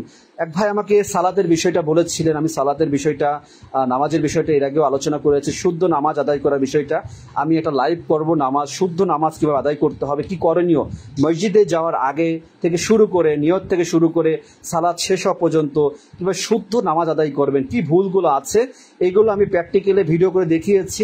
আমি লাইভ আলোচনা করব। এখন কি করলে সময় 44 মিনিট লাইভটা হয়ে গিয়েছে, এখন কি করব কিনা। তবুও যেহেতু আপনারা লাইভে অনেকে এই মুহূর্তে উপস্থিত আছেন, তবু নামাজের ব্যাপারে একটু কিছু নসিহত, কিছু উপদেশ আমি দিতেই পারি, টিপস, যেটা হাদিস সম্মত। আমার কোনো বানোয়াট কোনো কথা নেই। আপনারা জানেন আমি যে কথাগুলো বলি আমার ব্যক্তিগত কোনো কথা না, যে কথাগুলো আমাদের প্রসিদ্ধ আলেমরা প্রচার করেছে, তাদের কাছ থেকে শিখেছি, জেনেছি, ফলো করেছি এবং হাদিস অনুসরণ করেছি। আসলে যে কথাই জীবনে বলি না কেন, যতই হালাল হারামের কথা বলি না কেন, ভাই সঠিক পথে চলেন, হারাম থেকে দূরে সরে থাকেন, এই হালাল রিজিক গ্রহণ করেন, হালাল উপার্জন গ্রহণ করেন, এইগুলো থেকে বাঁচার একটাই লাইন, সালাত। 5 ওয়াক্ত সালাত। রাসূল সাল্লাল্লাহু আলাইহি ওয়াসাল্লাম মৃত্যুর পূর্ব মুহূর্তে যখন নিঃশ্বাস চলে যাচ্ছে, তখনও তিনি বলেছেন আমার উম্মতেরা তোমার সালাত, নামাজ ছেড়ে দিও না। তো এত কিছু থাকতে কেন তিনি নামাজের কথা বলেছেন? আল্লাহ সুবহানাহু ওয়া তাআলা কোরআনুল কারিমে বলেছেন নামাজ সমস্ত অশ্লীলতা পাপাচার থেকে তোমাদের বিরত রাখবে।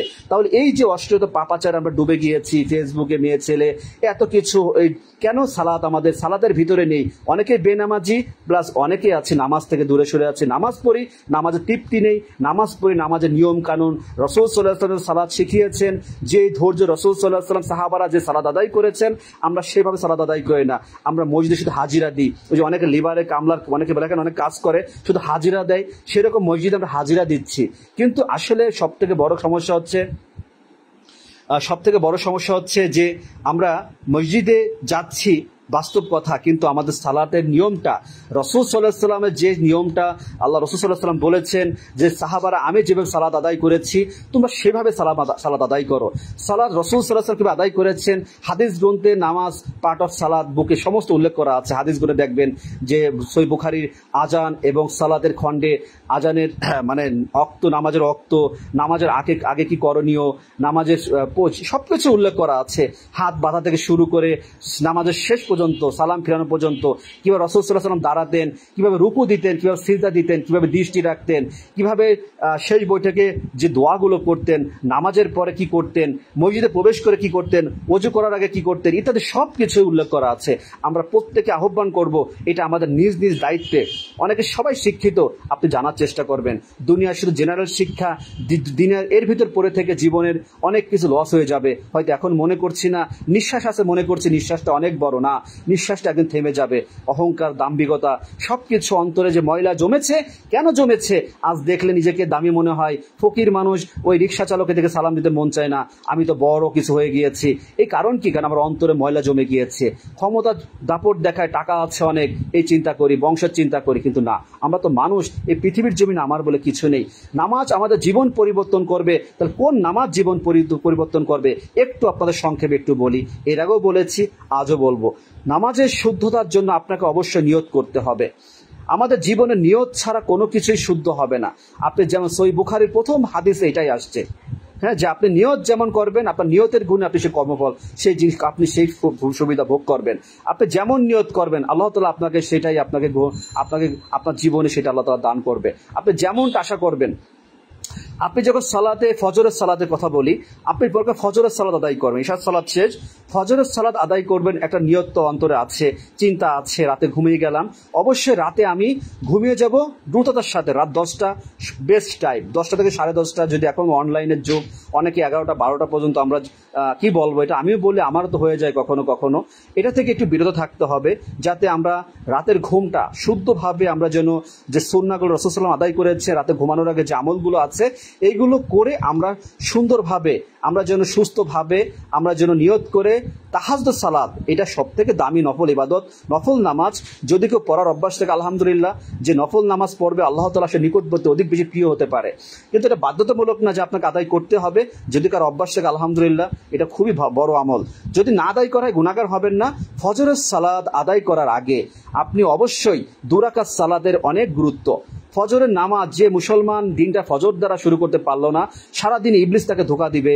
দুনিয়ার লোভ, লালসা, নারীর ধোঁকাবাজি, ফিতনার আসক্ত হতেই পারে, স্বাভাবিক। কারণ আপনি আমি যখন সালাত থেকে দূরে থাকবো, আমাদের অশ্লীলতা পাপাচার আমাদেরকে গ্রাস করবে। আমরা চেষ্টা করব ফজরের 2 রাকাত সুন্নাহ, এই 2 রাকাত সুন্নাহ আমরা ঘর থেকে আদায় করা।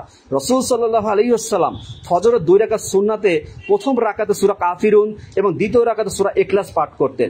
এই আমলটা তিনি দীর্ঘদিন সাহাবা বলছেন যে আমি 1 মাস রাসূল সাল্লাল্লাহু আলাইহি ওয়াসাল্লামের সালাত আদায় করেছি।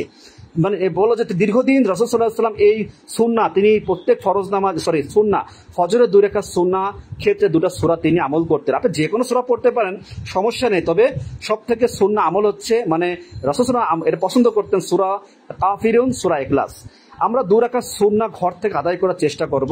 রাসূল সাল্লাল্লাহু আলাইহি ওয়াসাল্লাম বলেছেন তোমরা তোমাদের ঘরকে কবরে পরিণত করো না। সেক্ষেত্রে ঘরটাকে আমরা অবশ্যই সালাতের মাধ্যমে কিছুটা সুযোগ দিব। এই ঘরে কখনো ছবি, কোনো মূর্তি এইগুলো টানিয়ে রাখবেন না। কোনো কুকুর, বিড়ালের, অনেক কুকুরের ছবি, তাহলে কি রহমতে ফেরেশতা প্রবেশ করে না, এটা মাথায় রাখতে হবে। হ্যাঁ, যে অনেকে তাবিজ কবজ এগুলো কিন্তু ভালো জিনিস আছে।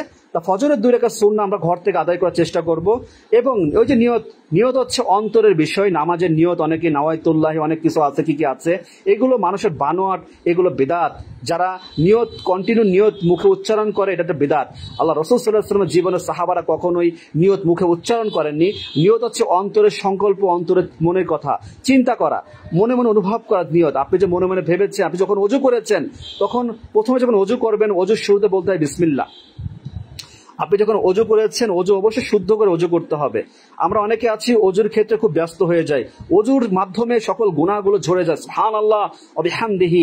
ওযুর মাধ্যমে আমাদের শরীরের পাপগুলো, আমাদের অন্তরের পাপগুলো ঝরে যায়। প্রিয় ভাই আমার, খুব দামি একটা কথা, বিষয় আমরা জানি না।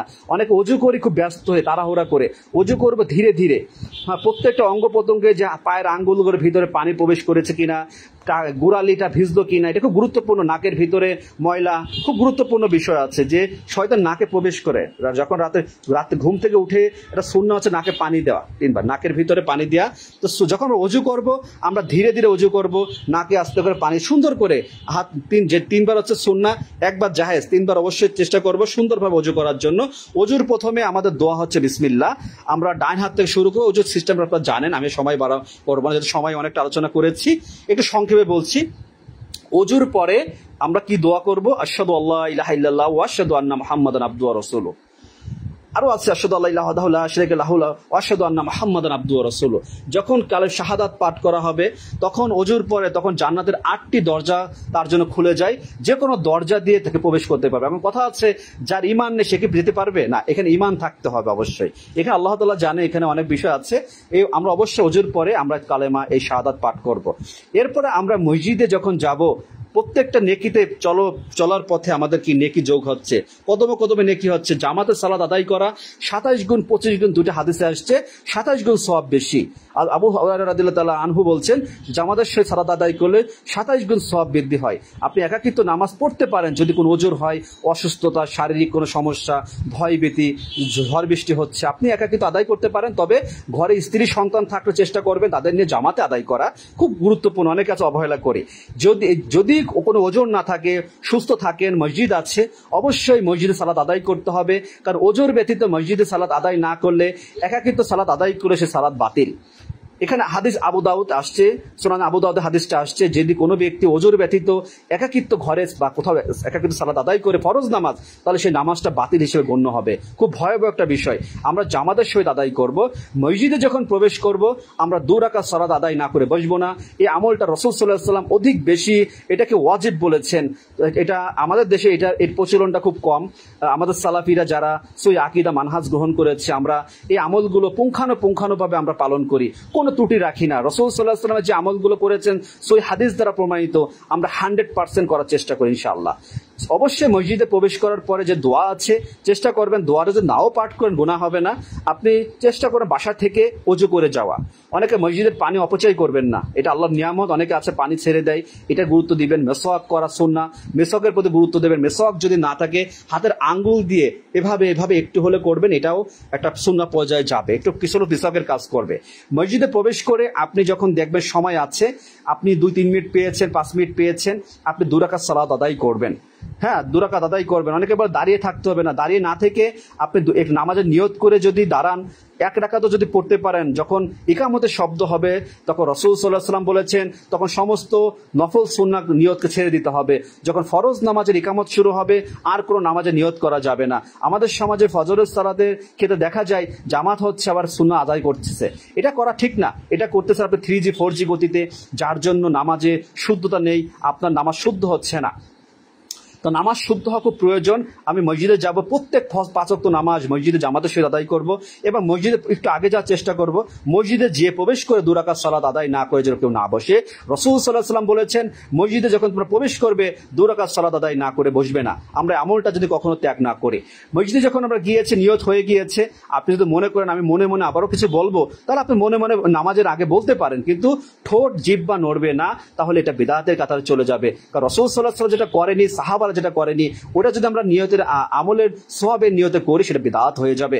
তাহলে আমি যখন নামাজে দাঁড়াবো, নামাজের শুদ্ধতা, আমি নিয়ত করেছি, মসজিদে গিয়েছি, মসজিদ আল্লাহ তাআলার ঘর, এই ঘরে প্রবেশ করেছি আল্লাহ তাআলার সাথে কথা বলার জন্য, আল্লাহর শুকরিয়া আদায় করার জন্য। প্রিয় ভাই আমার, খুব গুরুত্বপূর্ণ পয়েন্টে চলে গেলাম এখন। মসজিদে গিয়েছি, পৃথিবীর জমিনে সবথেকে উৎকৃষ্ট স্থান আছে মসজিদ, আল্লাহ তাআলার ঘর, যেখানে আল্লাহ বান্দার সম্পর্ক, যেখানে আল্লাহর জন্য যা হয়, আল্লাহ তাআলার শুকরিয়া আদায় করা ইবাদতের মাধ্যমে। যখন আপনি নামাজে দাঁড়িয়েছেন, তখন আপনার চিন্তা ধারণা, পৃথিবীর বাহিরের জীবনের সকল চিন্তা ঝেড়ে ফেলে দেন। আপনার দুনিয়াবী চিন্তা, সম্পদ, টাকা পয়সা, নারী, সকল কিছু, কারণ ইবলিস শিরায় শিরায় চলে, আপনাকে ধোঁকা দিবেই। আপনার মনকে, ইমানকে মজবুত করেন। মসজিদে ইমামের পিছনে দাঁড়িয়েছেন, ইমামও আল্লাহর জন্য নামাজ পড়ছে, আপনি আদায় করছেন আল্লাহর জন্য সালাত। আপনার মনকে স্থির করেন, আপনার মনকে শুদ্ধ করেন, পবিত্র করেন। মানুষ দুর্বল, আল্লাহ তাআলা মানুষকে দুর্বলতা সৃষ্টি করেছে।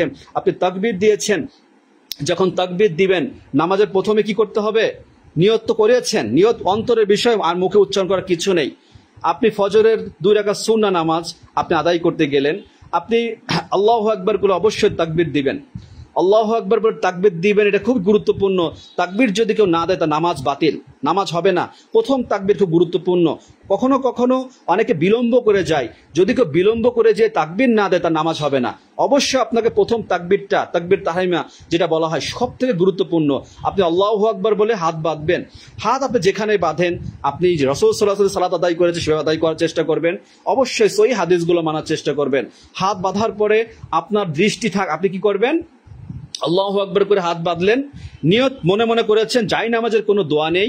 এই জাই নামাজের ইন্নী ওয়াজহাতু ওয়াজহিয়া লিল্লাযী ফাতারাস সামাওয়াতি ওয়াল আরদা হানিফা ওয়া মা আনা মিনাল মুশরিকিন, এই যে দোয়াটা সূরা আনামের ৭৯ নম্বর একটা আয়াত, এই আয়াতটা অনেকে জাই নামাজের দোয়া বানিয়েছেন। রাসূল সাল্লাল্লাহু আলাইহি ওয়াসাল্লামের জামানায় কোনো জাই নামাজ ছিল না, তাহলে জাই নামাজের দোয়া কোথা থেকে আসলো? এখনো অনেকে পড়ে, অনেক মুরব্বীরা ওই যে আমপাড়ায় পড়েছিল। এটা হচ্ছে সূরা আনামের ৭৯ নম্বর আয়াত। রাসূল সাল্লাল্লাহু আলাইহি ওয়াসাল্লাম এই দোয়াটা পড়তেন, কোরআনের আয়াতটা পড়তেন হাত বেঁধে, যেটা সানা হিসেবে পড়ি। আপনি তাকবীর দিয়ে হাত বেঁধে এটা পড়তে পারেন, যখন তখন যে কোনো ক্ষেত্রে পড়তে পারেন। রাসূল সাল্লাল্লাহু আলাইহি ওয়াসাল্লাম তাহাজ্জুদ নামাজে এই সানাটা পড়তেন। এটা হচ্ছে জায় নামাজের কোনো দোয়া নেই। আপনি হাত বাঁধার পরে আপনার দৃষ্টি থাকবে কোথায়? আপনার দৃষ্টি থাকবে হচ্ছে যেখানে আপনি সিজদা দিবেন সেখানে। যখন আপনি সিজদা দিবেন সেখানে আপনার দৃষ্টি রাখবেন। আপনার যদি মনটা এদিক ওদিক তাকালে ইবলিস আপনাকে নানানভাবে আপনার মনকে ঘুরিয়ে দিবে। আপনার অনেক আছে উপরের দিকে তাকাচ্ছে, ডাইনে ভাবে আর নজর তাকাচ্ছে, এভাবে অনেক আছে এই যে শরীরের দিকে তাকাচ্ছে না, যে এদিক ওদিক তাকাবে। রাসূল সাল্লাল্লাহু আলাইহি ওয়াসাল্লাম বলছে যে তারা কি ভয় করে না যে তাদের দৃষ্টিশক্তি কেড়ে নেওয়া হবে? এটা রাসূল হাদিসে আসছে। খবরদার, যেখানে চোখ রাখবেন এক ওজর ছাড়া কখনো নড়াচড়া করা, চুলকানি, চুল ঠিক করা, দাড়ি ঠিক করা, এগুলো থেকে বিরত রাখবেন। এইগুলো যারা করে তাদের থেকে ইবলিস নামাজ চুরি করে নিয়ে যায়। আয়েশা রাদিয়াল্লাহু তাআলা আনহা বলছেন, ইয়া রাসূলুল্লাহ সাল্লাল্লাহু আলাইহি ওয়াসাল্লাম, যারা নামাজে এদিক ওদিক তাকায়, ঢোলাঢুলি করে, তাদের কি বলছে আয়েশা? তাদের থেকে ইবলিস নামাজের অংশ চুরি করে নিয়ে যায়। তার মানে আমরা অহেতুক নড়াচড়া করব না, নামাজ শুদ্ধ করব।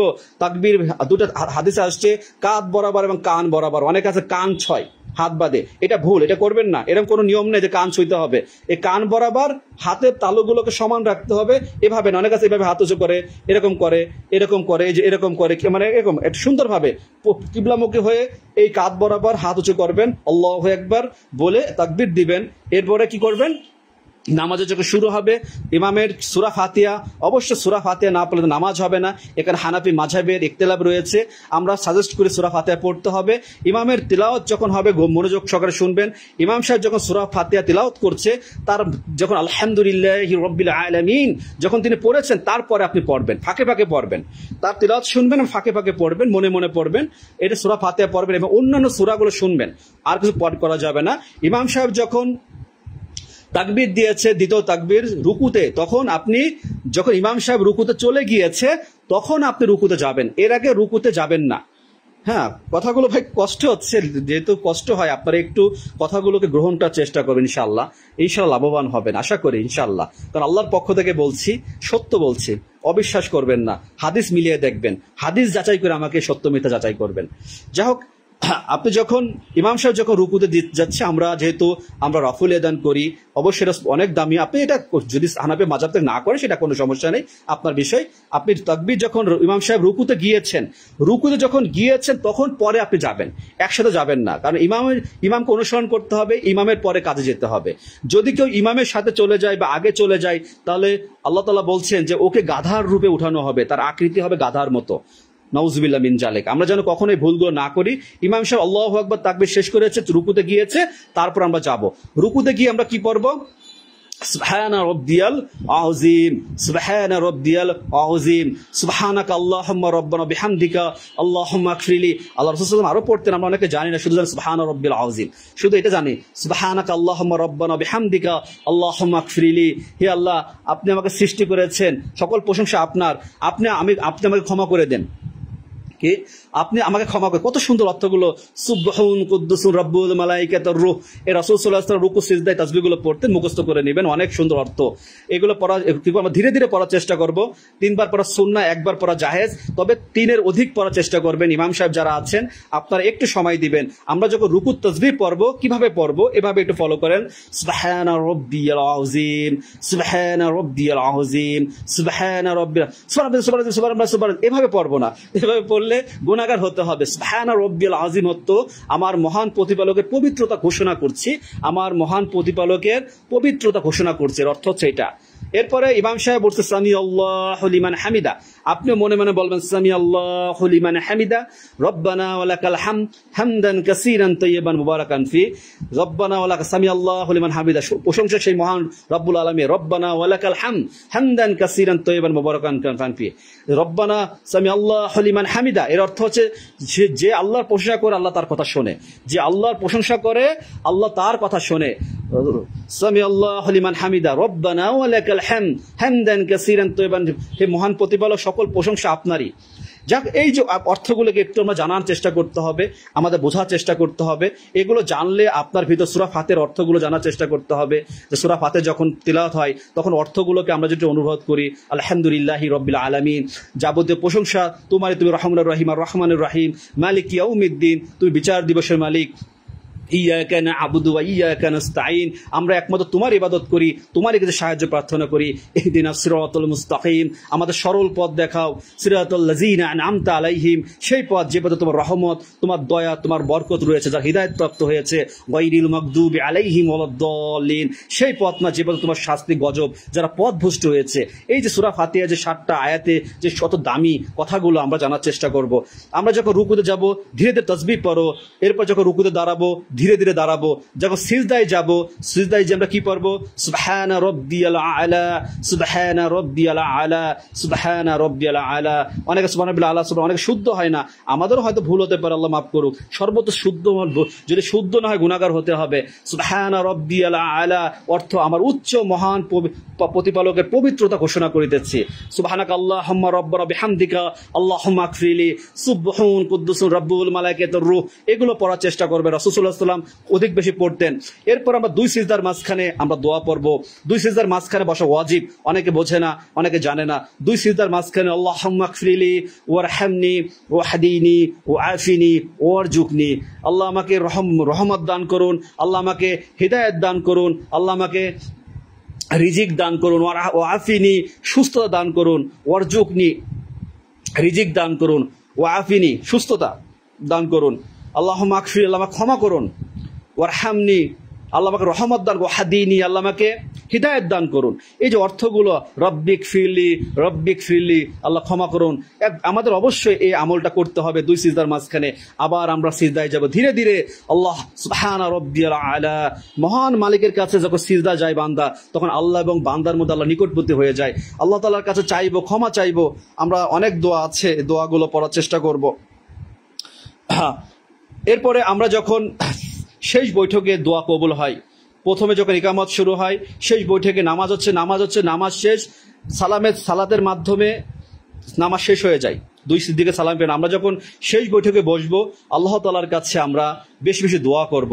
তাশাহুদ, দুরুদ ইব্রাহিম, আমরা দোয়াই মাসুরা বলতে আমরা অনেকেই মনে করি যে শুধু আল্লাহুম্মা ইন্নী যালামতু নাফসি না, যত দোয়া আছে আল্লাহ তাআলা কুরআন এবং হাদিসে লিপিবদ্ধ করেছেন, শিখিয়েছেন, এটা হচ্ছে দোয়াই মাসুরা অন্তর্ভুক্ত। রাসূল সাল্লাল্লাহু আলাইহি ওয়াসাল্লাম বলেছেন, 4টি জিনিস না চেয়ে যেন কখনো আমার কাছে উম্মতিরা সালাম, মানে আল্লাহর কাছে কোনো সালাম না ফিরায়। 4টি জিনিস আমরা অনেকেই জানি না। আল্লাহুম্মা ইন্নী আউযু বিকা মিন আযাবিল কবর ওয়া আউযু বিকা মিন আযাবি জাহান্নাম ওয়া আউযু বিকা ফিতনাতিল মাহিয়াল মামাত ওয়া আউযু বিকা মিন শাররি ফিতনাতিল মাসিহিদ দাজ্জাল। এই যে 4টা জিনিস, আল্লাহ আমাকে কবরের আযাব থেকে রক্ষা করুন, হে আল্লাহ আমাকে জাহান্নামের আযাব থেকে রক্ষা করুন, হে আল্লাহ আমাকে দুনিয়াবি ফিতনা দাজ্জালের ফিতনা থেকে রক্ষা করুন। রাসূল সাল্লাল্লাহু আলাইহি ওয়াসাল্লামের 4টি জিনিস না আছে সালাম ফিরাতেন না, আমাদের শিখতে হবে। এবং যত দোয়া আছে, রব্বানা আতিনা ফিদ দুনিয়া হাসানাতাও ওয়া ফিল আখিরাতি হাসানাতাও ওয়া কিনা আযাবান নার, যত দোয়া আছে আমরা সাইয়্যিদুল ইস্তিগফার পড়ি, ওইটাও শেষ বৈঠকে পড়া যাবে। রব্বিরহামহুমা কামা রাব্বায়ানি সগীরা, যত রকমের দোয়া আছে, আল্লাহুম্মা আসআলুকাল জান্নাত, যত রকমের দোয়া আছে ইত্যাদি ইত্যাদি আপনারা জানেন। এইগুলো যত সময় ইমাম সাহেব সালাম না ফিরাবে তত সময়, এবং যখন আমরা বসবো তখন আমরা 53 সংখ্যা করে তাশাহুদ আঙ্গুল দিই, এভাবে এভাবে আমরা এই করবো, এটা দেখাতে পারছি। এই যে হাতের দেখেন, এই যে এখানে রেখে এভাবে ইশারা করব।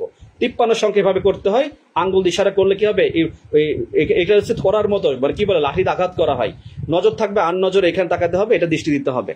তাই এভাবে নামাজের যখন সালাম ফিরাবো, ইমাম সাহেব যখন অনেক দোয়া আছে সব মনের মতো করে পড়বেন, আল্লাহ তাআলাকে তওবা ইস্তেগফার করবেন, নামাজের দোয়া কবুল হয়। কারণ এই নামাজ হতে পারে জীবনের শেষ নামাজ।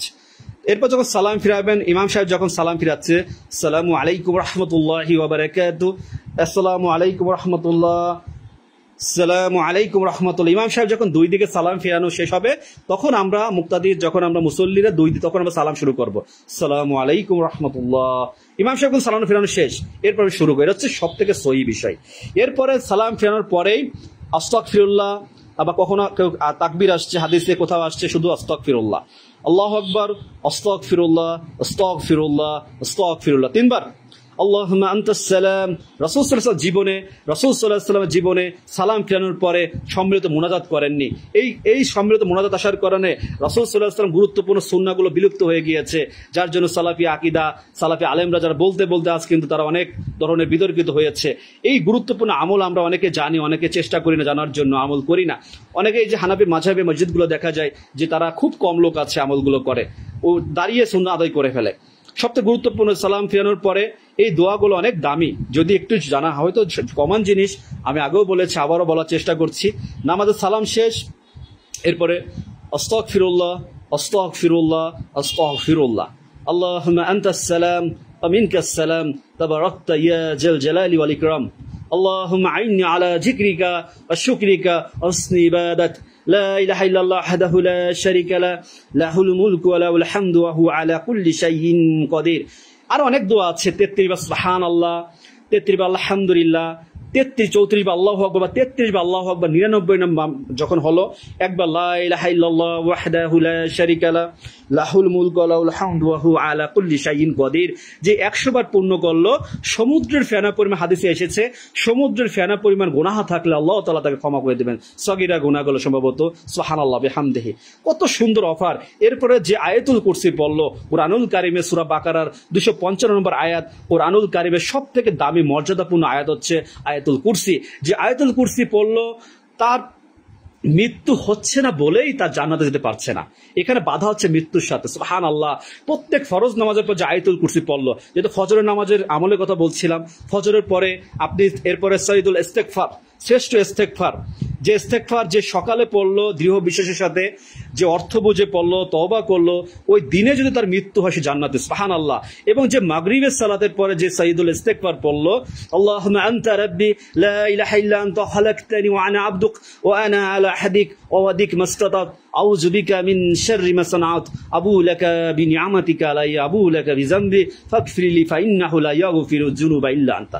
এই যে সাইদুল ইস্তেগফার একটু কঠিন হয়তো অনেকের কাছে, আমাদের মনে আমিও জানতাম না, পারতাম না, চেষ্টা করেছি। এগুলো একটু জানার চেষ্টা করবেন। অনেকে আছে ফজরের সময় সূরা হাশরের শেষ 3 আয়াত পড়েন, হাদিসটা জয়ীফ, হাদিসটা দুর্বল। এখানে যে হাদিসটা আসছে তিরমিজিতে, হাদিসটা দুর্বল। সবথেকে গুরুত্বপূর্ণ আমল হচ্ছে আয়াতুল কুরসি পাঠ করা। এখানে কারো কোনো মতামত নেই, এটা পড়লে যাবে গুনাহগার হবেন তা না, তবে যদি কেউ ঢালাও ভাবে সূরা হাশরের শেষ 3 আয়াত প্রত্যেক ফরজ নামাজের পর ইমামের সাথে পড়া হয়, এটা একটা বিদআতের একটা আমল। এটা আপনি একান্ত কি করতে পারেন, কিন্তু আউযুবিল্লাহি সামিউল আলিম মিনাশ শাইতানির রাজিম যে বিষয়গুলো আসছে, এটা হাদিসটা ইবনুল কাইয়িম রাহমাতুল্লাহ তারা কিন্তু বলেছেন যে এটা কিন্তু জয়ীফ হাদিসের বিষয়, অনেক আপনারা জানেন অনেকে। তবে যা হোক না কেন, আমরা ফজরের পরে এই যে আয়াতুল কুরসি, সাইদুল ইস্তেগফার, এরপরে রাসূল সাল্লাল্লাহু আলাইহি ওয়াসাল্লাম প্রত্যেক নামাজের পর সূরা ইখলাস, সূরা ফালাক, সূরা নাস পড়তেন। প্রত্যেক ফজরের পর 3 বার করে, আর মাগরিবের পরে 3 বার, মানে সূরা ইখলাস 3 বার, বিসমিল্লাহির রহমানির রহিম, কুল হুয়াল্লাহু আহাদ, আল্লাহুস সামাদ, লাম ইয়ালিদ ওয়া লাম ইউলাদ ওয়া লাম ইয়াকুল লাহু কুফুয়ান আহাদ, কুল হুয়াল্লাহু আহাদ, আল্লাহুস সামাদ, লাম ইয়ালিদ ওয়া লাম ইউলাদ ওয়া লাম ইয়াকুল লাহু কুফুয়ান আহাদ, কুল হুয়াল্লাহু আহাদ, আল্লাহুস সামাদ, লাম ইয়ালিদ ওয়া লাম ইউলাদ ওয়া লাম ইয়াকুল লাহু কুফুয়ান আহাদ। সূরা ফালাক, সূরা নাস আমি 3 বার পড়লাম। যে কুরআনুল কারীমটা এক মানে খতম দিয়ে একটা সওয়াব অর্জন করলাম, সুবহানাল্লাহ। যাক, এটা খুব দামি। এরপর আপনি সুবহানাল্লাহ বিহামদিহি, সুবহানাল্লাহ বিহামদিহি যে 100 বার পরে তার সমুদ্রের ফেনা পরিমাণ গুনাহ থাকলে আল্লাহ ক্ষমা করে। সুবহানাল্লাহ বিহামদিহি, অনেক সুবহানাল্লাহ বিহামদিহি সুবহানাল্লাহিল আযীম না, সুবহানাল্লাহ বিহামদিহি হাদিসে আসছে। তাহলে আপনি এই আমলটা আমি ফজরের সময় করি, এটা করবেন। এরপরে লা ইলাহা ইল্লাল্লাহ, এটা এক্সট্রা আপনি পড়তে পারেন 100 বার। আস্তাগফিরুল্লাহ, রাসূল প্রত্যেক দৈনিক 80 বার তওবা করতে, 70 100 বার হাদিস আসছে। আপনি 100 বার তাসবিহগুলো আঙ্গুল গুনবেন।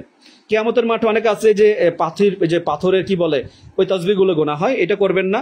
হাত যখন আল্লাহ দিয়েছে, এটা আল্লাহর নিয়ামত, এই হাতের আঙ্গুলগুলো করগুলো গুনবেন। সুবহানাল্লাহ, ডান দিক থেকে সুবহানাল্লাহ সুবহানাল্লাহ সুবহানাল্লাহ, এটা 33 বা 33 বার। দেখেন এই যে পরে 33 এভাবে শেষ হয়। এখানে প্রথমবার এখানে 20, এখানে আছে 33, শেষ হয়। তা আপনি এটা সবাই চেষ্টা করবেন হাতের আঙ্গুলগুলো।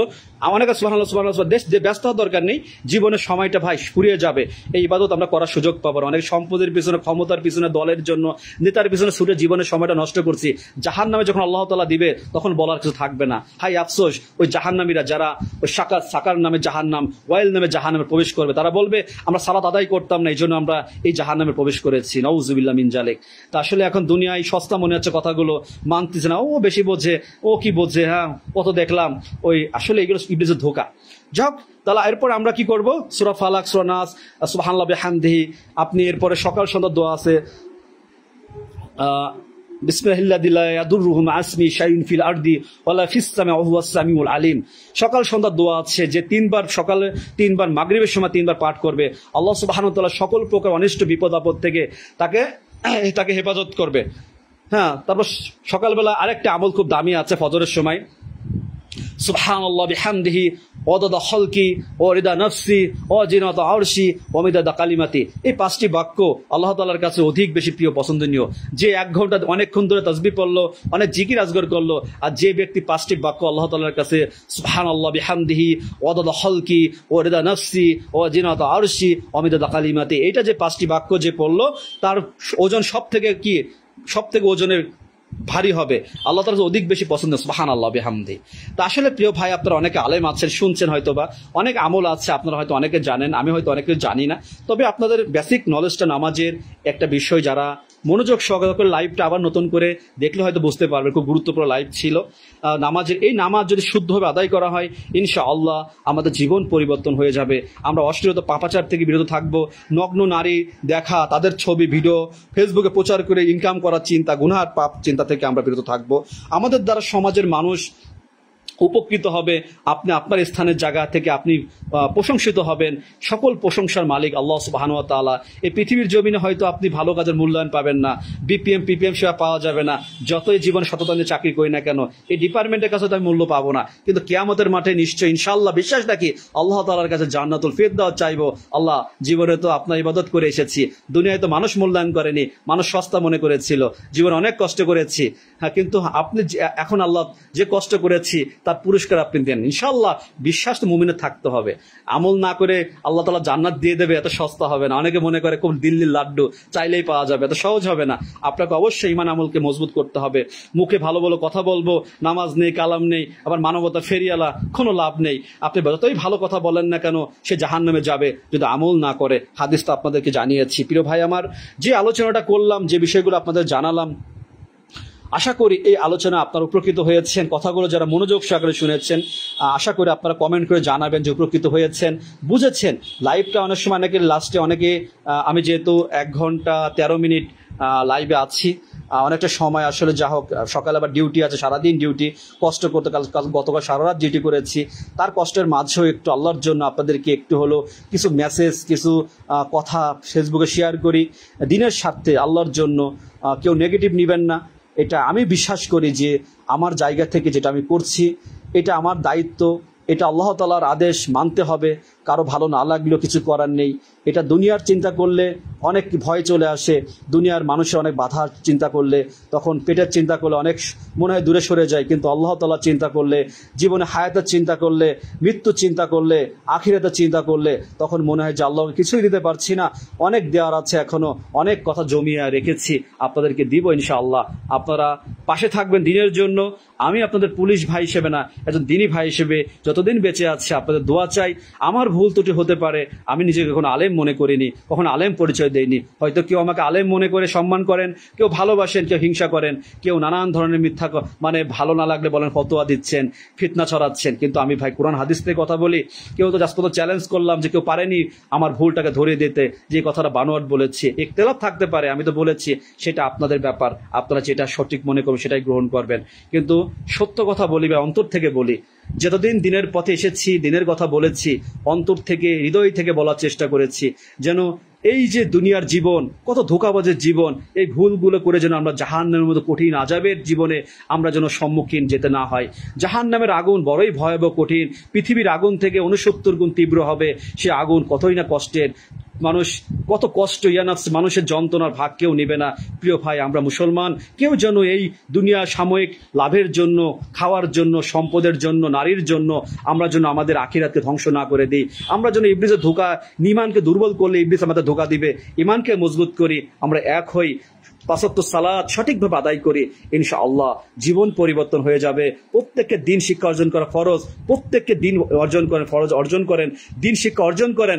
আমার মতো এরকম নামধারী মুসলিম থেকে, বেনামাজি থেকেও একদিন, যে যারা মাদ্রাসায় না পড়েও আজ এতটুকু দিন শিক্ষা অর্জন করতে পারবেন। কষ্ট করেছি, চেয়েছি আল্লাহ তাআলার কাছে, আল্লাহ দিয়েছেন। হয়তো অনেক শিখার আছে, অনেক জানার আছে, যতটুকু যে পেয়েছি, জেনেছি, আলহামদুলিল্লাহ আপনাদেরকে দিতে পারছি, এটা আমার জন্য শুকরিয়া আদায় করছি আল্লাহ তাআলার কাছে। আল্লাহ তাআলা যেন আমাদের সঠিক বোঝার তৌফিক দান করেন। চেহারা, এই আকৃতি চিরকাল থাকবে না, বয়স হয়ে যাবে, একদিন বেঁচে থাকলে আলোচনা যদি করে দাড়িগুলো পেকে যাবে, চেহারার মাঝে ভাঁজ পড়ে যাবে, কিন্তু কথাগুলো যদি আল্লাহ যদি হায়াত রাখে, দিনের কথাগুলো ফুরাবে না। এটা বলেই যাব, আপনাদের যতই গালি খাই না কেন, হিংসার সম্মুখীন হই না কেন, যতই জীবনে বাধার সম্মুখীন হই না কেন, দিনের কথা, আল্লাহর কথা, রাসূল সাল্লাল্লাহু আলাইহি ওয়াসাল্লামের আদর্শের কথা আপনাদের দুয়ারে টকটক করে করা নারী আমি পৌঁছে দেবো ইনশাআল্লাহ। আল্লাহ তাআলা যেন আমাকে সে তৌফিক দান করেন। আল্লাহ তাআলা যেন সালাফি সালেহিনদের আকীদা, সই আকিদাকে, সই মানহাজকে আপনাদের কাছে পৌঁছে দেওয়ার তৌফিক দান করেন। শিরক বিদআত মুক্ত আমল যেটা করে যাচ্ছি, জিহাদ করছে এর বিরুদ্ধে, হারামের বিরুদ্ধে কঠোর হয়েছি, এটা আপনাদের কাছে যদি তুলে ধরতে পারি, আমার ভাই, যদি একজন মানুষকে যদি আল্লাহর পথে ফিরাতে পারি, লক্ষ কোটি মানুষকে নাই পারলাম, যদি একজন মানুষকে বিদআত শিরক থেকে মুক্ত করতে পারি, হারাম জীবন থেকে দূরে সরাতে পারি, হয়তো আল্লাহ তাআলা তার পুরস্কার আমাকে দিবেন আখিরাতের জীবন। আল্লাহ তাআলার কাছে দুনিয়ার কিছু চাই না, কারণ দুনিয়া যদি সব পেয়ে যায় তাহলে আখিরাতে কি পাবো। আল্লাহ তাআলা যেন আমাদের সঠিক বোঝার তৌফিক দান করেন। যে কথাগুলো বলেছি আল্লাহর পক্ষ থেকে বলেছি, ভুল ত্রুটি হতে পারে ইবলিসের পক্ষ থেকে, আস্তাগফিরুল্লাহ, আল্লাহ তাআলা ক্ষমা করুন। দিনের স্বার্থে বলেছি, কথাগুলো যেন আল্লাহ তাআলা আপনাদের অন্তরে বোঝার, আমল করার তৌফিক দান করুন। আল্লাহ তাআলা আমাদের অশ্লীলতা, পাপাচার, ফেসবুকের জীবনে এসে সমস্ত নোংরামি থেকে দূরে সরে থাকার তৌফিক দান করুন। হালাল জীবন, হালাল রিজিক খোঁজার তৌফিক দান করুন। সুবহানাকাল্লাহুম্মা রাব্বানা বিহামদিকা আশহাদু আল্লা ইলাহা ইল্লা আনতা আস্তাগফিরুকা ওয়া আতুবু ইলাইক। আসসালামু আলাইকুম ওয়া রাহমাতুল্লাহি ওয়া বারাকাতুহু।